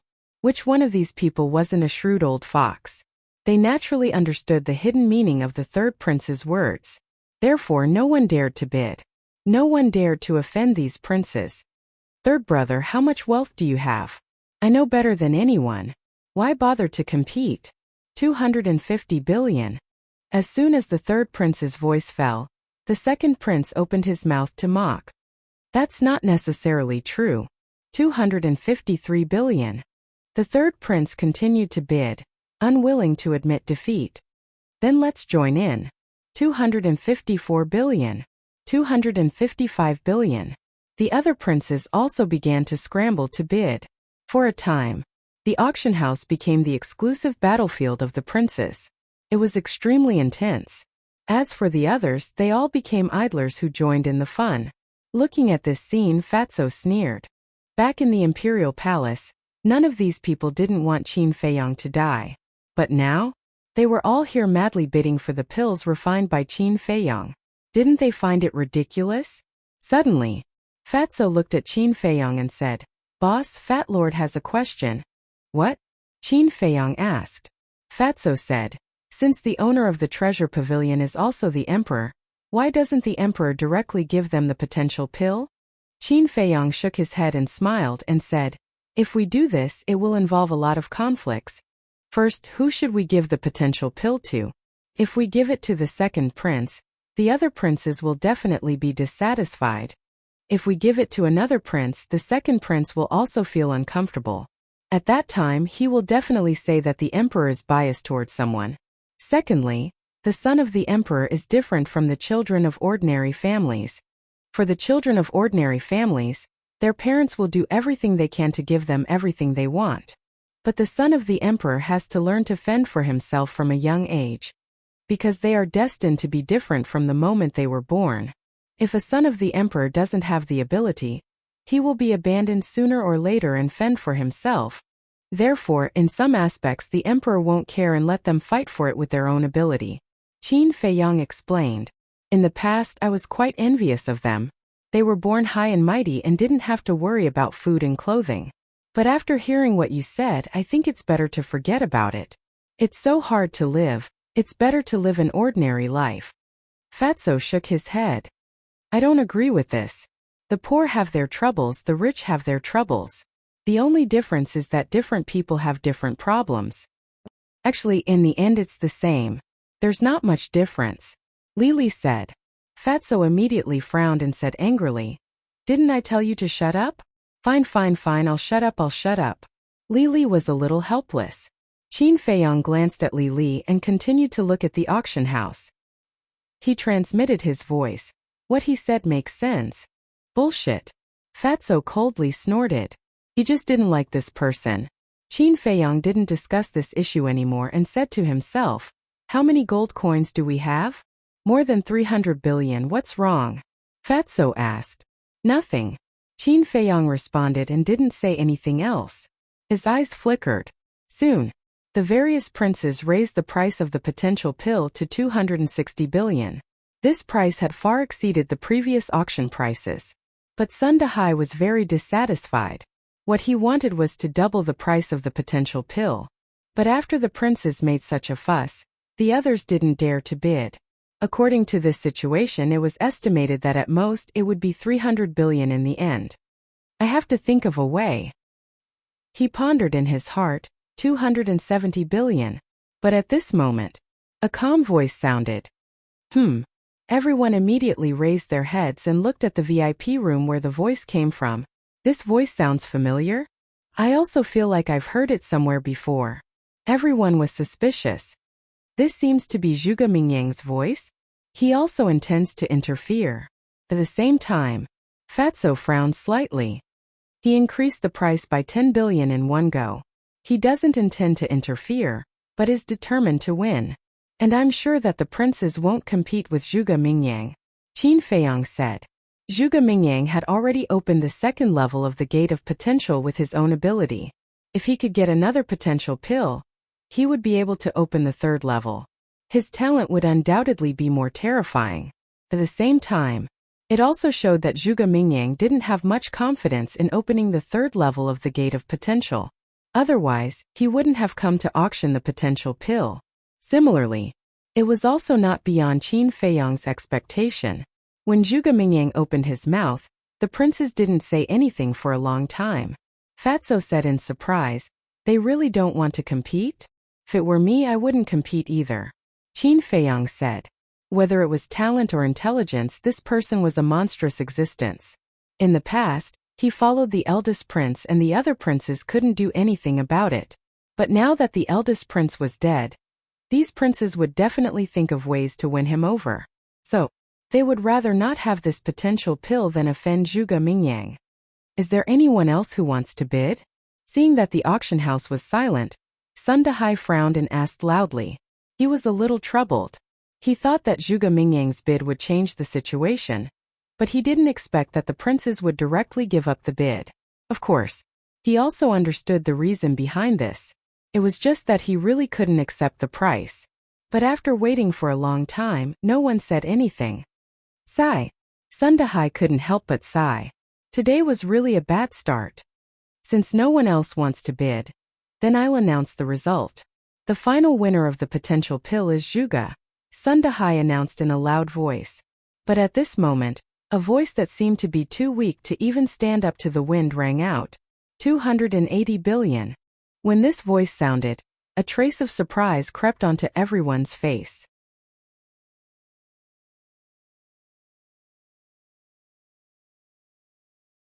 Chapter 735. At the same time, in a certain VIP room, Zhuge Mingyang could not help but frown. As Qin Feiyang expected, he was determined to get this potential pill. He also had full confidence that as long as he opened his mouth, no one would dare to fight with him. However, he had never expected that someone would suddenly appear out of nowhere. 280. 1 billion. Zhuge Mingyang hesitated for a moment and slowly opened his mouth. The highest bidder wins. This was the rule of the treasure pavilion. Even if he was once the #1 genius of the imperial capital, he could not violate this rule. 285 billion. That weak and powerless voice rang out again, and he increased the price by 9 billion in one go. It seemed that he was determined to get it. At this moment, everyone looked at the VIP room where the voice came from. The transparent floor-to-ceiling window could clearly see the scene outside, but the people outside could not see the scene inside. Everyone was guessing, who was this person? Why did he have the intention to target Zhuge Mingyang? At the same time, Fatso, Li, and Li Rong also looked at Qin Feiyang in confusion. Because the person who bid was Qin Feiyang. They could not understand Qin Feiyang did not lack the potential pill at all. And this potential pill originally came from Qin Feiyang. Why was he competing with Zhuge Mingyang now? Was there any meaning? But Qin Feiyang did not explain. Looking at the VIP room where Zhuge Mingyang was, his eyes flashed. 285. 1 billion. There was a moment of silence. Zhuge Mingyang's voice rang out again. 300 billion. Qin Feiyang said without hesitation. 300 billion. Hearing this number, the people in the auction house were shocked. 300 billion gold coins for most people was already an astronomical figure. But this person did not hesitate before bidding. Could it be that he was another disciple of a Marshal Marquis? But even if he was a disciple of a Marshal Marquis, he might not be able to afford this astronomical price. But Sun Dahai was very excited. No matter who the bidder was, as long as he could make money, it was fine. He had a feeling that the price would continue to skyrocket. But at this moment, Zhuge Mingyang's voice rang out. I give up. Give up? Sun Dahai was stunned. His current mood could be said to be extremely puzzled. He had thought that Zhuge Mingyang would fight to the end. Who would have thought that he would give up so easily? But that was fine, at least it was higher than the previous price. He coughed dryly and asked loudly, 300 billion, anyone else? 301 million. The voice of the second prince rang out again. Previously, he didn't fight for it because he was giving face to Zhuge Mingyang. Now that Zhuge Mingyang had given up, he naturally wouldn't miss this opportunity. 310 billion. However, Qin Feiyang didn't even think about it and continued to bid. Still bidding. Looks like he's not targeting Zhuge Mingyang. Everyone mumbled. In the meantime, the second prince frowned and said in a deep voice, Your Excellency, just take it as giving this prince face and giving me this potential pill. 310. 1 billion.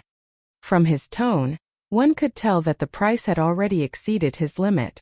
However, Qin Feiyong remained unmoved, and said, 320 billion. Another bid of 10 billion. Ah! Immediately. In the second prince's VIP room, the sound of a table being slammed could be heard. It was obvious that he was extremely angry. Similarly, he didn't bid anymore, because he could no longer afford this price. Sun Dahai suppressed his excitement and asked, 320 billion. Is there anyone else who wants to bid? Although this price didn't double as he had expected, compared to the previous auction price, it was 100 billion higher. He was satisfied. In the end, no one raised the price again. After all, even the princes couldn't afford this price, let alone others. After Sun Dahai announced the result, Qin Feiyong let Fatso pay. Very soon, Fatso brought the potential pill back to the VIP room and complained, spending so much money to buy a useless potential pill. Fat Lord doesn't even know what you're thinking. After saying that, he threw the potential pill to Qin Feiyong like trash. Qin Feiyong caught it in his hand and smiled meaningfully. Who said it's useless? What do you mean? Fatso was surprised. Li Li and Li Rong also looked at him curiously. Qin Feiyong didn't explain and said to Fatso, go and invite the princes here. Tell them that I want to give them a big gift. You want to give them the potential pill? Li Rong was surprised. A bright light flashed in Li Li's eyes as he smiled and said, little sister, you don't understand. Brother Qin has an ulterior motive. The potential pill is just a bait to lure the various princes over. Bait? Fatso looked at Li Li, then looked at Qin Feiyong, as if he suddenly thought of something, and a sinister smile appeared in his eyes. Boss, you're really sinister. Alright, just you wait. Fat Lord will go and invite them. Fatso chuckled and hurriedly ran out. The auction outside was still going on. Qin Feiyong looked at Sun Dahai on the auction stage and muttered to himself, this time you've gotten a huge bargain. If it wasn't for dealing with the princes, he wouldn't have bid for the potential pill, and the price of the potential pill wouldn't have soared to more than 300 billion. However, as long as the plan succeeded, it was worth it to lose these gold coins. Dong! Soon, a knock on the door sounded. You're here? Qin Feiyong muttered, sorted out his mood and said, come in. The door was pushed open, and a black armored guard took the lead and walked into the VIP room. Behind the guard, there was a young man in a python robe. He was about 20 years old, and had an imposing appearance. And behind the young man in the python robe, there was also a black armored guard. After the three of them entered the room, the guard in front retreated to the side. The young man in the python robe sized up Qin Feiyong and the Li siblings and said, may I ask, which one of you is looking for this prince? Me. Qin Feiyong stood up and said. The young man in the python robe asked, who are you? Is there something you need from this prince? Your Highness, please wait for a moment. Please take a seat. Qin Feiyong pointed to the seat next to him and said with a faint smile. The young man in the python robe frowned. This prince doesn't have time to waste with you. If you have something to say, say it quickly. Do you really think you're something? Qin Feiyong secretly sneered and said indifferently, since your Highness doesn't have time, then please go back, but this potential pill.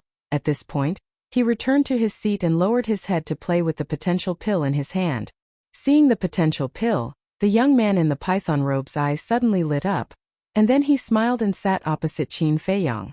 The two guards also stood behind him, looking at Qin Feiyong and the other two warily. The young man in the python robe cupped his hands and said with a smile, I'm the 15th prince, may I know your name? So this is my 15th brother. Qin Feiyong muttered and smiled.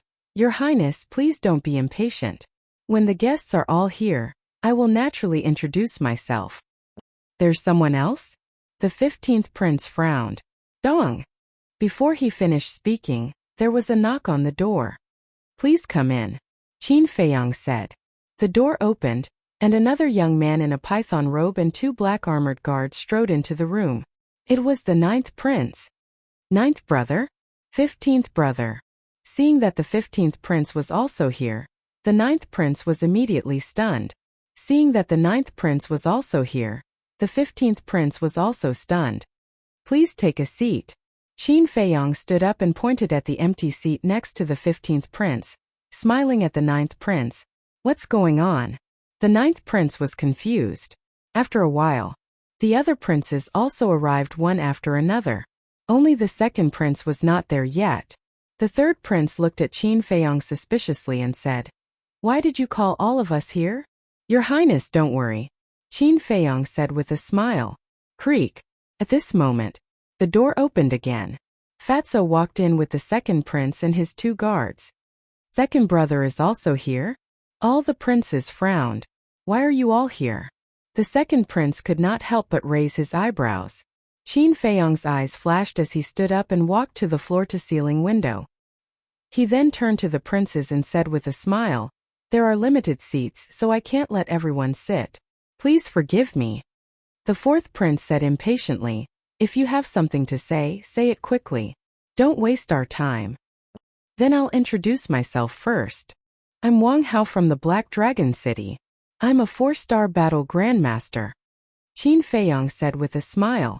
The Black Dragon City was also located in the imperial capital. It was a medium-sized city, but it was very far from the capital. Qin Feiyong had only heard of it but had never been there.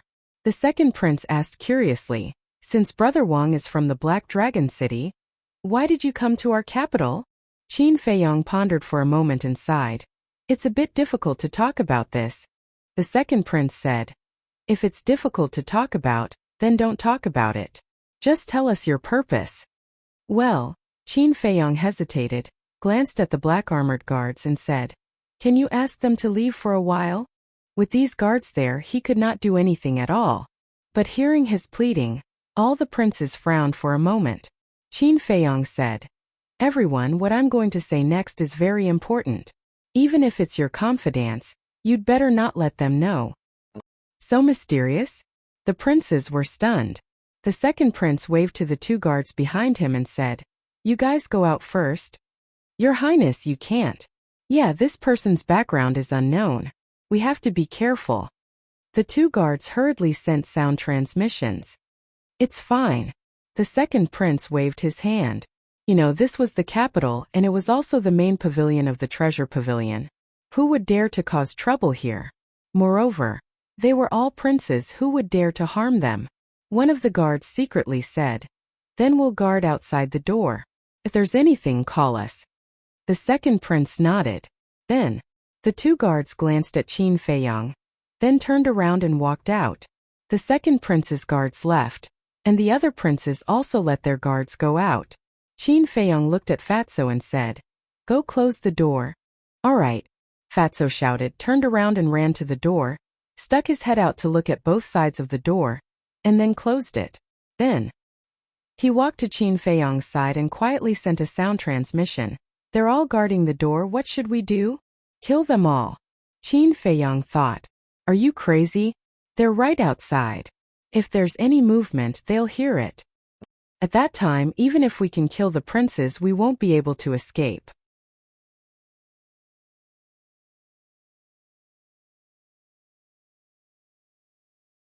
Chapter 736. Then what do you think we should do? We lost more than 300 billion to invite them here. We can't just let it go like this, right? Qin Feiyong said.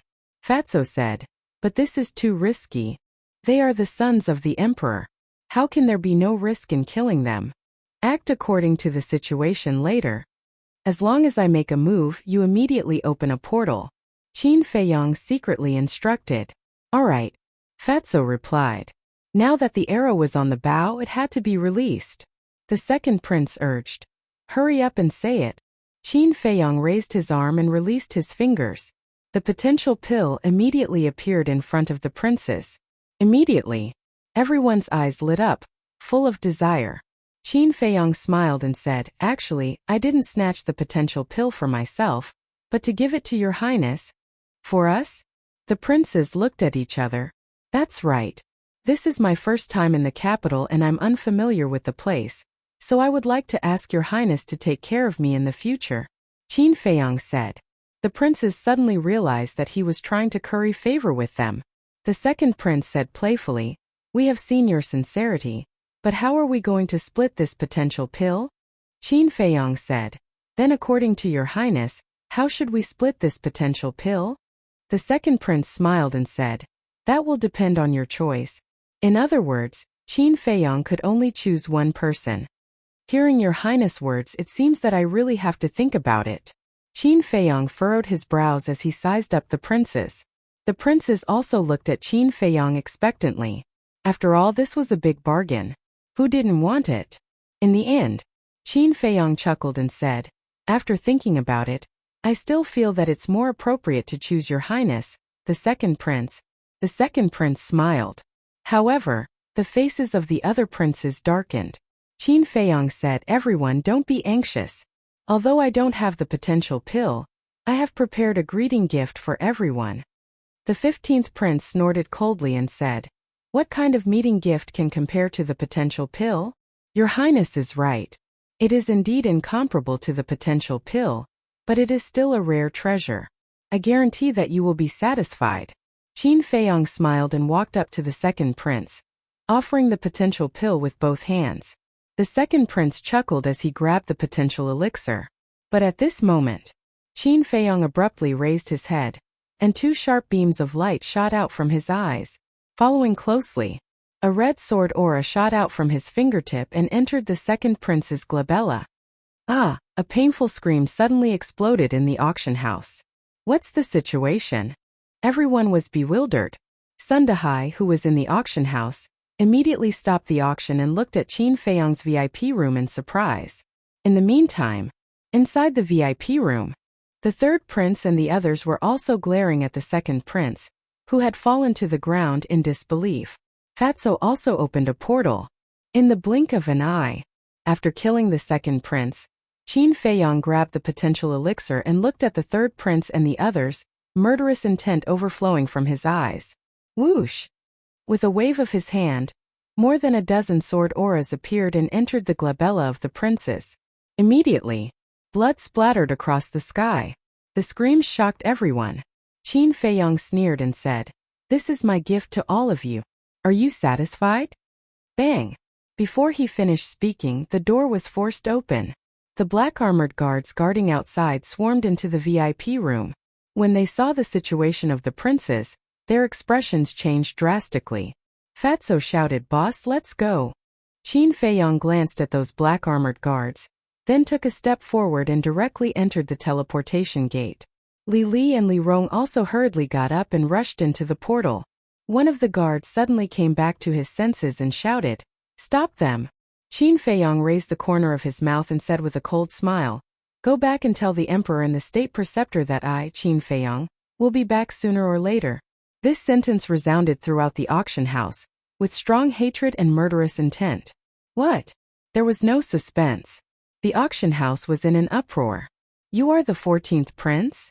The guards also looked at Qin Feiyong in surprise. "Other than me, who else could it be?"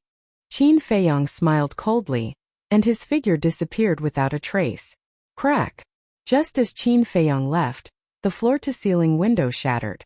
Two figures rushed in like lightning and landed in the VIP room. It was Sundahai and Zhuge Mingyang. Looking at the princes lying in a pool of blood, their faces were filled with horror. At the same time, the people outside also flew into the air and looked at the princes' corpses in horror.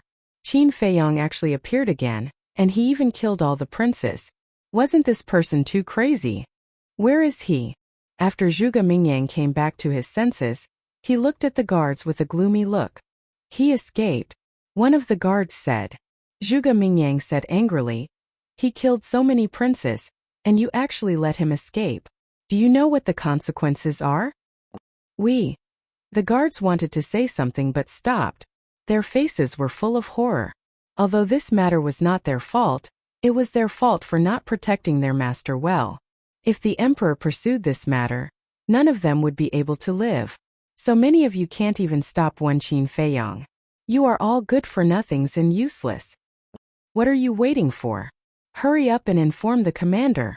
Zhuge Mingyang clenched his fists and shouted angrily, "Yes, yes, yes." One of the guards quickly took out a video crystal and sent a message to the commander of the Invincible Black Army. Zhuge Mingyang turned to Sundahai and said gloomily, "This matter happened in your Zhanbao Pavilion. I'm afraid your Zhanbao Pavilion can't escape the blame." Sundahai frowned. It seemed that he was dissatisfied with Zhuge Mingyang, but he didn't refute, because it was the truth. Although he didn't know that Qin Feiyang had sneaked into Zhenbao Pavilion, it was an undeniable fact that all the princes had died here. If the emperor didn't pursue this matter, it would be fine. If the emperor pursued this matter, he might not be able to keep his life. Alas, this bastard really knows how to harm people. What did you say? Qin Feiyang killed the second prince and the others again? Oh my god, this person is too scary. He is still wanted. How can he come out to kill people again? Isn't he afraid of being caught? Crazy, really crazy. This matter spread from 1 to 10, from 10 to 100, and soon it became a hot topic in the capital city. No matter who heard this news, they were all shocked and frightened. It was already shocking enough that he had killed the first prince, caused havoc in the imperial palace, and challenged the emperor. Now he had killed all the 12 princes again. This Qin Feiyang was really a person that couldn't be offended. Meanwhile, in the imperial palace, after the commander of the invincible Black Army received the news, he went to see the emperor immediately. However, the emperor didn't have much of a reaction. On the other hand, the state preceptor was so angry that he stomped his feet in the throne room. He looked at the emperor and bowed, "Your Majesty, this Qin Feiyang is too arrogant. We must find a way to punish him as soon as possible. Otherwise, we don't know what will happen next." The Grand Commander nodded and said, "The state preceptor is right. First it was His Highness the Crown Prince, and now it's Second Highness and the others. If this continues, I'm afraid that even the princesses and the princes who are still underage will be killed by him." The state preceptor said, "That's what I'm worried about. Commander, do you have any good ideas?" According to my investigation, although Qin Feiyang is cold and ruthless to outsiders, he is still very loyal to his friends. Why don't we use his friends as bait and force him to come out? The commander thought for a moment and said. The state preceptor's eyes lit up and asked, "Who are his friends?" "As far as I know, Lu Xingchen, Ren Wushuang, Dong Zhengyang, Shen Mei, Ling Yu, Zhao Yu, Feng Ranran, and Luodan have the best relationship with him. There is also a person called Tan Wu. I heard that Qin Feiyang likes him very much and has always wanted to take him under his command." The commander said, "Okay. Immediately take people to catch all of them for me," the state preceptor said. But at this moment the emperor, who had been silent, said, "I don't agree." The state preceptor and the commander both looked at the emperor. To deal with the war master, we still have to use his friends to threaten him. If word gets out, where will the face of the royal family go? The emperor said expressionlessly. The state preceptor said, "Your Majesty, the situation is different now. If there is another way, I will not do this. Since you know it's a bad idea, then you shouldn't do it. In short, I won't agree. You are not allowed to secretly attack them behind my back," the emperor said. The state preceptor's eyes flashed, and he bowed and said, "Then Your Majesty, please indicate how we should catch Qin Feiyang. This is your business. Think about it yourself." After saying that, the emperor got up and disappeared in an instant. "I guess that Your Majesty still has a trace of feelings for Qin Feiyang." The state preceptor's eyes darkened. "You can't blame Your Majesty for this. After all, no matter what, Qin Feiyang is also Your Majesty's flesh and blood. He was once the son he was most proud of and cared about the most." The commander sighed. "That little bastard has become like this. What else is there to care about? You, go and arrest Lu Xingchen and the others," the state preceptor ordered. The commander was stunned and hurriedly said, "State preceptor, Your Majesty has clearly said that we can't attack them. Just do it. If Your Majesty pursues responsibility, I will bear it alone." The state preceptor said, "This is not a matter of bearing responsibility. This is a crime of disobedience." The commander said. The state preceptor's eyes were cold, and he said, "If you don't go, I will let the law enforcers of the temple do it." "Law enforcers?"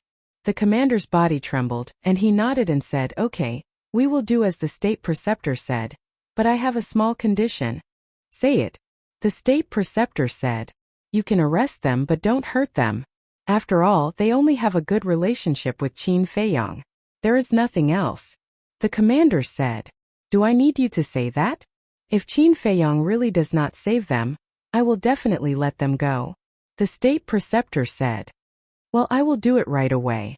The commander breathed a sigh of relief, turned around and strode out. Qin Feiyang, you'll never be able to escape from this old man's grasp. That dagger, I am determined to get it.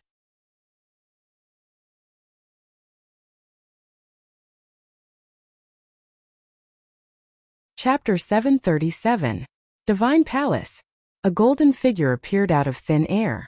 It was the great commander.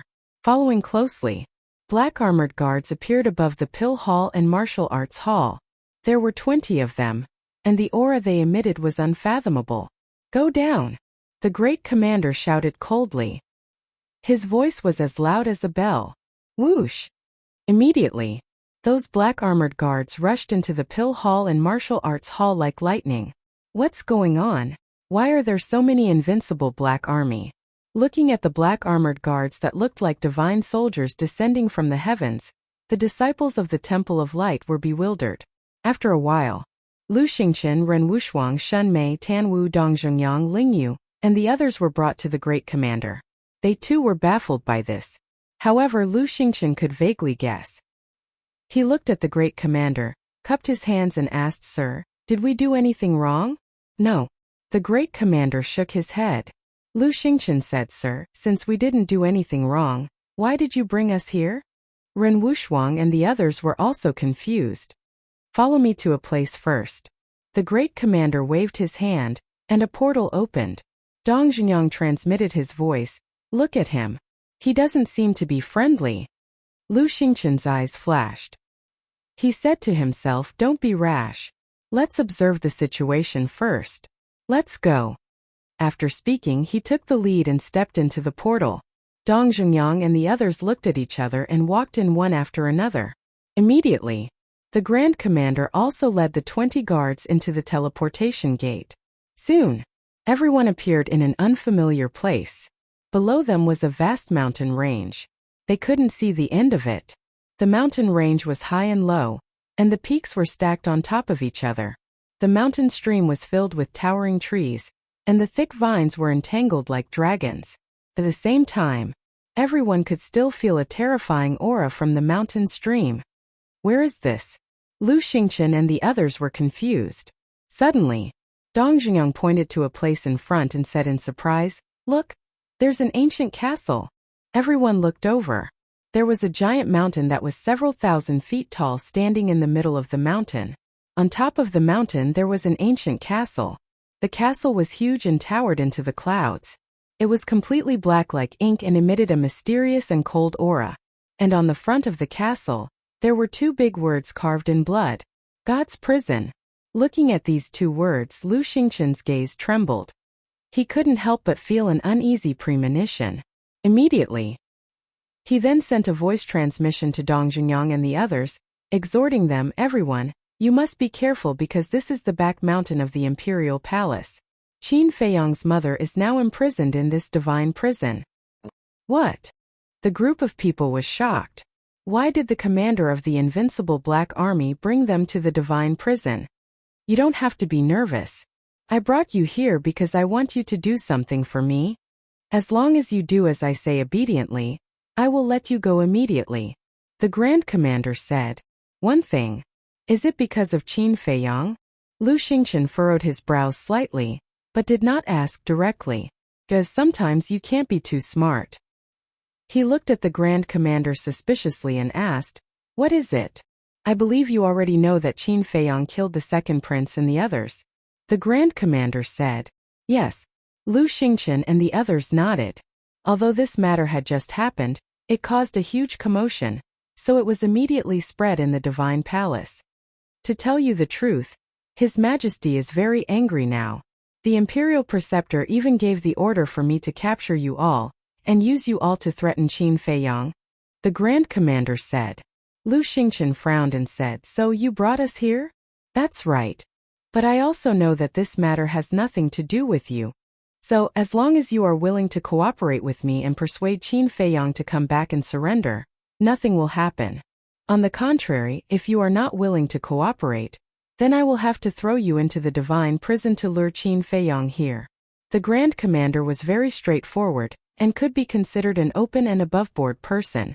But hearing this, Ren Wushuang and the others obviously showed a trace of dissatisfaction. Calm down. Lu Xingchen saw this and secretly comforted them. Then he looked at the Grand Commander and sighed. Lord Commander, our relationship with Qin Feiyang is indeed not bad. However, it hasn't reached the point where we will live and die together. I don't think he will listen to our advice. The Grand Commander's eyes were slightly cold. How do you know if you haven't tried? Well, I'll try.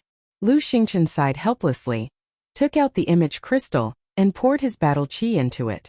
At the same time, his eyes flashed slightly, and he carefully asked, "May I ask, does the Emperor know about this matter?" The Grand Commander's face suddenly darkened, and he shouted, "This is not something you should ask." Lu Xingchen's face changed, and he hurriedly lowered his head and said, Sorry, I said too much, please forgive me."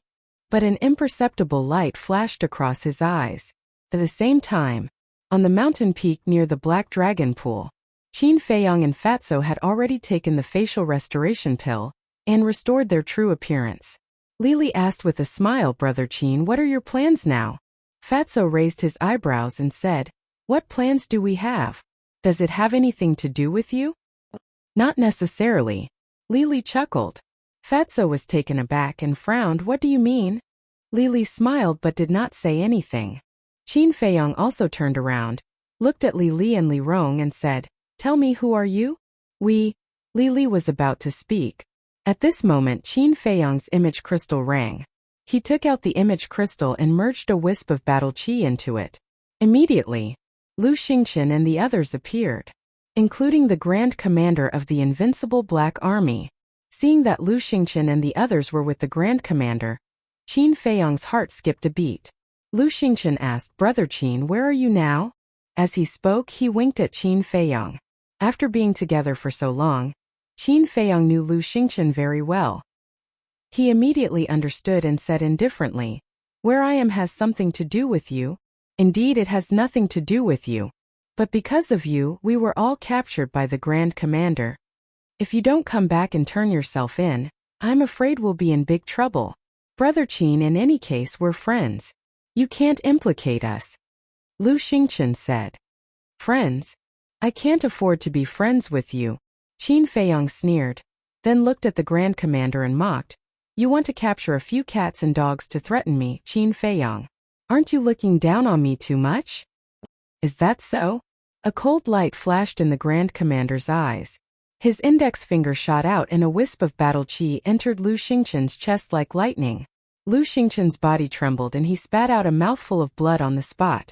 And there was a bloody hole the size of a thumb in his chest. But it didn't hurt his heart. Seeing this, Qin Feiyang's hands, which were hidden in his sleeves, couldn't help but clench tightly. But his expression didn't change at all. Obviously, he was cold and ruthless. "You really don't care?" The Grand Commander raised his eyebrows and looked at Ren Wushuang and the others. "If you don't come back, I will kill them all." After saying that, with a wave of his hand, several wisps of battle qi emerged and entered the chests of Ren Wushuang and the others. Suddenly blood dyed the sky. "Bastard." Fatso also clenched his fists tightly, and a strong killing intent emerged in his heart. Qin Feiyang secretly said, "Don't be impulsive. He's just testing us." Fatso said, "Fat Lord knows that he's testing us, but we can't let him off." Qin Feiyang's eyes flashed with a shocking light. He looked at the Grand Commander and said indifferently, "I don't have time to waste with you. If you want to kill them, go ahead." After saying that, he directly turned off the image crystal, and his face immediately became gloomy. "Boss, why don't we sneak into the Imperial Palace again and have a good time?" Fatso's face was incomparably gloomy. "Heard of it?" Lili frowned slightly and said hesitantly, "That. Can I say a few words?" "Speak." Fatso shouted without worry. "I believe that Lu Xingchen has already told you about the strength of the Imperial Preceptor. Your space divine item can't escape the search of his divine sense. If you sneak into the Imperial Palace now, to put it bluntly, you're digging your own grave," Lili said. Fatso said angrily, "But we can't let them hurt Ren Wushuang and the others." Qin Feiyang waved his hand and said, "It doesn't matter. Even if they have this idea, I'm afraid they can't do it. What do you mean? Fatso was suspicious. Do you think that Lu Xingchen is a person who will sit still and wait for death? If the Grand Commander really wants to kill them, he can enter the space divine item and take everyone away from the Imperial Palace, Qin Feiyong said indifferently. Fatso was stunned and suddenly said, that's right, his space divine item can move. In other words, as long as Lu Xingchen was there, they didn't need to worry at all. Whoosh! At this moment, a black figure appeared in the sky above the black dragon swamp. This person had a dignified appearance. His 7-foot body was tall and straight like an iron pine. He held a folding fan in his hand and looked very elegant. Qin Feiyong immediately sensed this person's aura. When he looked up, his pupils suddenly shrank. Because this person was Zhuge Mingyang. How did he know we were here? After Fatso finished speaking, he looked at Li Li and Li Rong unkindly. Li Li hurriedly waved his hand and said, don't mess around. We didn't leak any information. Zhuge Mingyang looked around and immediately saw Qin Feiyong and the others. You're really here. He closed his folding fan and took a step forward. In an instant, he landed on the peak of the mountain, and his aura firmly locked onto Qin Feiyong. Qin Feiyong said, you can even guess that. I really admire your brain more and more. I just suddenly remembered that we worked together to kill the 13th prince in the Black Dragon Swamp. So, I wanted to come here to try my luck. I didn't expect to meet you here. What are your last words? Tell me quickly. Zhuge Mingyang said. Last words? Qin Feiyong shook his head and smiled. There's only one thing that puzzles me. Why do you care so much about the first prince? There are some things that you'd better not know. Zhuge Mingyang's eyes turned cold. He put the folding fan back at his waist and took a step toward Qin Feiyong. Boom! At the same time.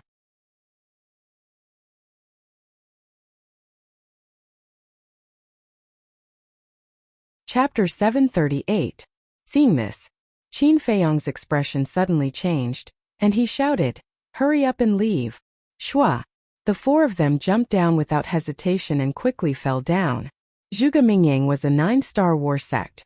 As for Qin Feiyong and the other 3, Fatso had already broken through to the 3-star war sect, and Qin Feiyong was a 4-star war sect. The auras that Li Li and Li Rong revealed were only 1-star war sect. With their cultivation, even if the 4 of them worked together, they wouldn't have any chance of winning. They could only run. You want to escape? Zhuge Mingyang laughed in disdain, and with a mysterious footwork, he chased after them like a divine rainbow. His speed was actually 4 times faster than before. Li Rong exclaimed, perfect support technique. At the same time, Qin Feiyong's heart sank. As the most monstrous figure in the Great Qin Empire, it wasn't strange for him to possess a perfect support technique.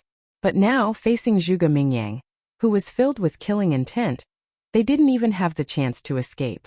Die!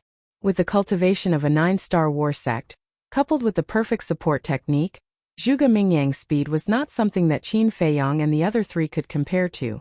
In the blink of an eye, he had caught up to Qin Feiyong. Killing intent surged in his eyes as he punched out. Boss! Fatso shouted, and without any hesitation, he stood in front of Qin Feiyong. You're very loyal. Zhuge Mingyang laughed coldly. Seeing that Zhuge Mingyang's fist was about to land on Fatso's body, Qin Feiyong waved his hand and brought Fatso into the castle without hesitation. After all, the difference in strength was too great. There was no need to continue fighting. The moment the 2 of them disappeared, Zhuge Mingyang's expression immediately became sinister. Shua! In a flash, he caught up to Li Rong and grabbed her neck. Li Li's expression changed on the spot, and he shouted, let her go. However, Zhuge Mingyang didn't seem to hear her. He stood in the void, glanced around and shouted, Qin Feiyong, come out right now or I'll kill her. How dare you? Li Li bellowed. Even the princes have to be courteous to me, let alone killing a nobody. Zhuge Mingyang smiled coldly. His 5 fingers suddenly tightened and crushed Li Rong's neck. Fresh blood instantly dyed the sky red. Schwer! Looking at this scene, Li Li gritted his teeth and rushed towards Zhuge Mingyang like a madman. You're courting death. At this moment, Zhuge Mingyang was like a terrifying murderous demon king. Whoosh! He turned around and stretched out his hand. His 5 fingers curved like an eagle's claw and grabbed at Li Li's head. Stop! At this moment, Qin Feiyang came out. The corner of Zhuge Mingyang's mouth lifted. His arm turned in the air and grabbed Li Li's throat. He then turned to look at Qin Feiyang and sneered. I thought you didn't care about them. As for Li Li, he was only a 1-star battle ancestor. How could he be Zhuge Mingyang's opponent? His throat was grabbed by Zhuge Mingyang, and he didn't have the slightest strength to resist.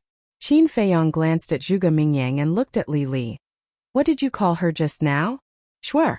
Li Li gritted his teeth and his face was filled with grief. Qin Feiyang said in a low voice. Tell me, who exactly are you? Who are we? Li Li muttered to himself and looked at Qin Feiyang. He howled, aren't you very smart? Do you still need me to tell you? It really is you. Mu Qing Mu Shui. Qin Feiyang's face was gloomy to the extreme. Previously in the castle, when he heard Li Li call out the name Shui, he suspected that it might be the Mu Qing siblings. He didn't expect it to be these 2 people.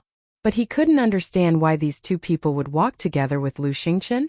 Back then, was it Lu Xingchen who schemed against him in the 9 Nether Yellow Springs? Hearing the conversation between Qin Feiyang and looking at their expressions, Zhuge Mingyang couldn't help but frown and said, Aren't you friends? Friends? Qin Feiyang sneered, looked at Zhuge Mingyang and said indifferently, If you want to kill me, do as you wish. Shua. Finished. He disappeared without a trace.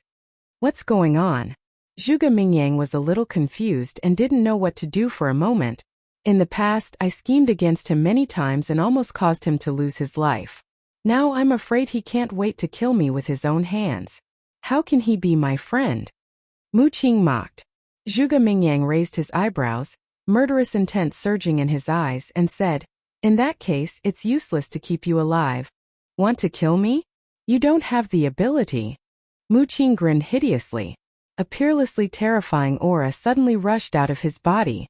As soon as this aura appeared, the earth trembled and the void distorted. Even Zhuge Mingyang couldn't help but feel a chill all over his body. Without hesitation, he quickly let go of Mu Qing and the dead Mu Shui and retreated quickly. Clang! Just as Zhuge Mingyang retreated, a blood-red light burst out from between Mu Qing's eyebrows. It was actually a palm-sized stone door. The stone door was blood-red all over, suspended above Mu Qing's head, as if stained with blood, emitting a shocking aura. Zhuge Mingyang's eyes were full of shock and bewilderment. Mu Qing glared at Zhuge Mingyang coldly, then swooped down and hugged the dead Mu Shui. I'm sorry. I should have taken out the space-time gate earlier. Then you wouldn't have died. It's all my fault. Looking at Mu Shui's pale face, Mu Qing's face was full of self-blame. Space-time gate? Zhuge Mingyang frowned. Swoosh! All of a sudden, Mu Qing raised his head and looked at Zhuge Mingyang. His eyes were red like a mad beast. Zhuge Mingyang, right? Just you wait, sooner or later I'll make you pay with your blood. Space-time gate awaken. He roared, and a blood-red stream of qi rushed out of his body. This was the qi and blood in his body. It was also the combination of battle qi and blood. As soon as the qi and blood appeared, they continuously rushed toward the stone gate. The stone gate was also crazily absorbing Mu Qing's qi and blood. As it absorbed more and more qi and blood, the stone gate gradually began to grow, and the aura it emitted became stronger and stronger.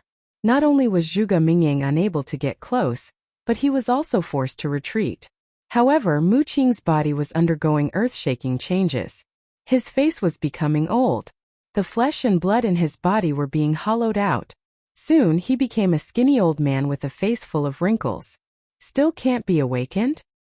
He looked at the stone gate that was constantly growing bigger and muttered to himself. His eyes were dim and lifeless.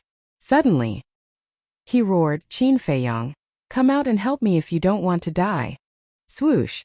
Qin Feiyang appeared. Looking at Mu Qing and the stone gate at this moment, his eyes were full of surprise and doubt. But he didn't help. Mu Qing shouted anxiously, I can take you out of the capital. Out of the capital. Qin Feiyang's eyes trembled. He did want to leave the capital.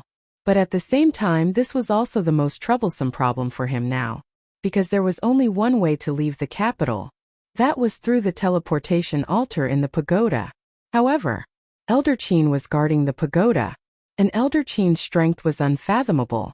Moreover, the back mountain was the forbidden area of the imperial palace, and there were powerhouses guarding the entrance. He couldn't find a chance to enter the back mountain at all. So, now that he heard Mu Qing say that he could leave the capital, he couldn't help but be tempted. But he didn't know if he should believe the person who had schemed against him before. I'm really not lying to you. As long as it's in the Great Qin Empire, I can do it wherever you want to go. Seeing that Qin Feiyong was indifferent, Mu Qing was burning with anxiety and roared. Okay. Qin Feiyong pondered for a moment and finally chose to believe Mu Qing this time. Whoosh! He took a step forward and rushed toward Mu Qing. But the aura emitted by the stone door directly sent him flying. That feeling was as if he had been hit by a huge mountain. His body was about to fall apart and blood kept spurting out. Boom! Qin Feiyong's eyes suddenly burst with strong murderous intent, and he said sternly, even now, you still want to trick me. Don't misunderstand. I was careless. Now you can try again. After Mu Qing finished speaking, her mind moved slightly, and the invisible aura in front of Qin Feiyong disappeared into thin air. Qin Feiyong tentatively took a step forward. Seeing that there was no resistance at all, he flew toward Mu Qing with ease. Stop! But at the same time, Zhuge Mingyang roared and chased after Qin Feiyong. Get lost! Mu Qing roared angrily, and the invisible aura appeared out of thin air again, directly forcing Zhuge Mingyang back. Qin Feiyong turned around and looked at Zhuge Mingyang in surprise. The aura appeared, but he was not affected at all? Could it be that Mu Qing could control these auras as she wanted? Hurry up, I can't hold on any longer. Mu Qing roared. Whoosh! Qin Feiyong turned his head, and in a few blinks of an eye, he landed beside Mu Qing. Looking at the stone door, he frowned and said, What should I do? The same as me. Mu Qing said. Qin Feiyong did not hesitate. His body shook, and a stream of qi and blood rushed out of his body and rushed toward the stone door. Immediately, his face was full of horror. When the qi and blood rushed into the stone door, he immediately felt that the stone door was like a bottomless pit, and the stone door began to actively absorb the qi and blood in his body. This is... He looked at the stone door, and a terrifying name appeared in his mind. He suddenly turned to Mu Qing and said in surprise, Your stone door is a divine weapon? That's right. Mu Qing nodded. Bastard, are you crazy? Qin Feiyong was furious. Without hesitation, he took Wolf King, Fatso, Lu Hong, the pangolin, and the black dragon snake out of the castle. Hurry up and revive the stone door with us. Qin Feiyong shouted. In the blink of an eye, he seemed to have aged more than 10 years. More than half of the qi and blood in his body had been absorbed by the stone door. Seeing this, Fatso and the others were also surprised, but they did not ask anything. They immediately urged their qi and blood to rush toward the stone door. Divine weapon at the same time. Zhuge Mingyang, who was standing in the distance, also looked at the stone door in shock. It's a divine weapon. Suddenly, he came to his senses and immediately took out the image crystal. A golden figure quickly materialized. It was the commander of the invincible Black Army. Without waiting for the Grand Commander to speak, Zhuge Mingyang hurriedly said, Grand Commander, quickly come to the Black Dragon Pool. Qin Feiyong and the others are here. Moreover, they have a saint artifact in their hands. What? They have a divine weapon.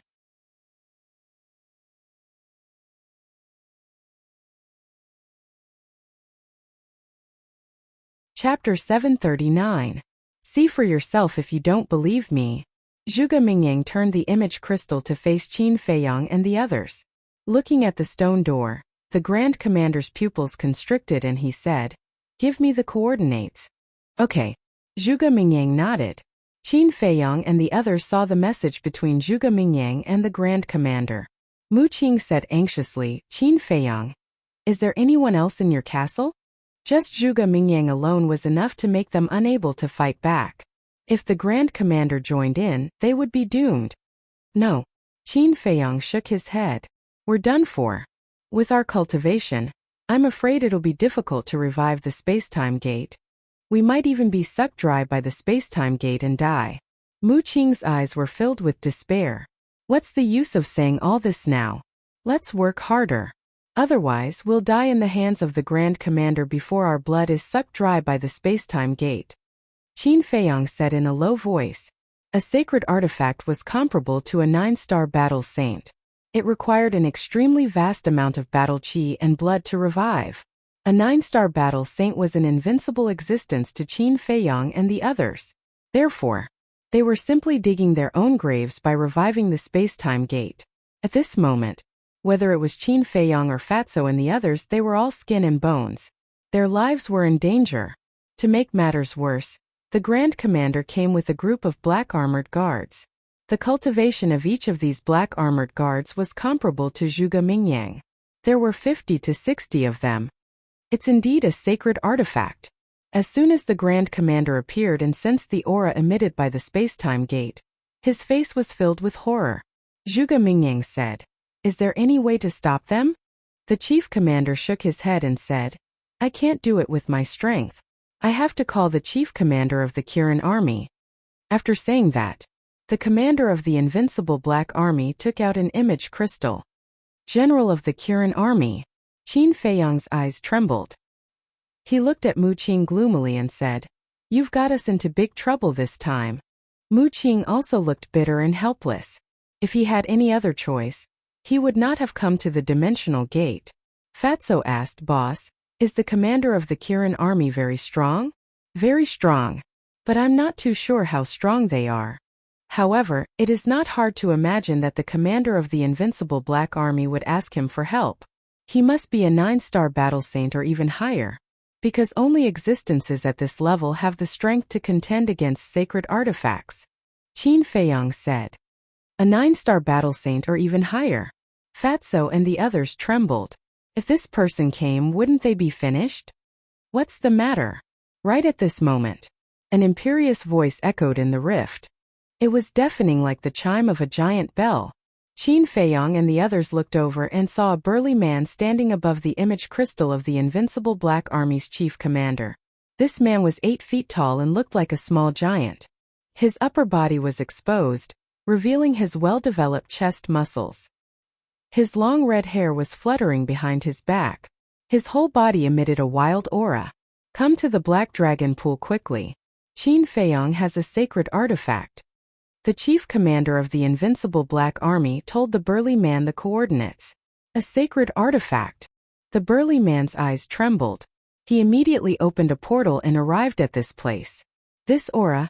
He looked at the portal in surprise. His eyes lit up and he said excitedly, "It's really a sacred artifact." Seeing the chief commander of the Kirin Army come, Zhuge Mingyang was relieved. He cupped his hands and said, "Chief Commander, we can't let Qin Feiyang escape. As long as I'm here, he won't be able to escape even if he grows wings." The burly man smiled proudly. He stretched out his hand and a terrifying battle qi appeared. It rushed toward Qin Feiyang and the others. Wherever it passed, the void twisted crazily as if it was about to break. Seeing this, Fatso's face changed. He shouted anxiously, "Think of a way." Even the void was about to break. One could imagine how terrifying the battle qi was.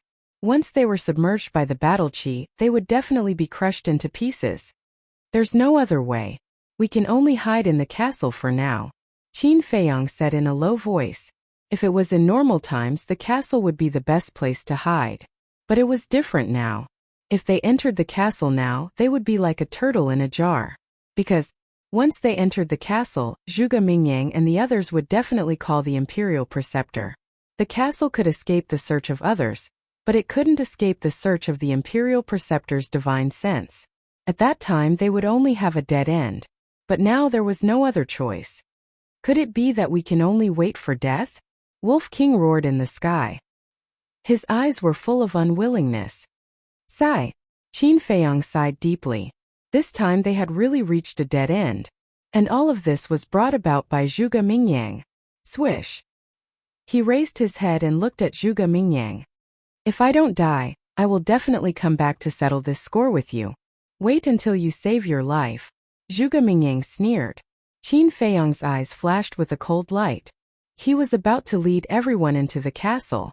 But at this moment, Boom! A bright battle chi descended from the sky and poured into the space-time gate.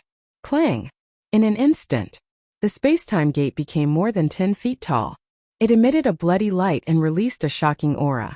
And at the same time, the space-time gate also stopped absorbing the chi and blood of Qin Feiyang and the others. It's revived. Mu Qing was a little stunned. Who? At the same time, the commander of the Kirin army roared and looked up at the sky. Qin Feiyang and the others also raised their heads to look.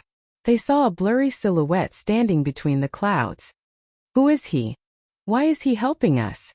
Fatso was surprised. Qin Feiyang shook his head and said, I can't see clearly. Don't care who it is. Let's go.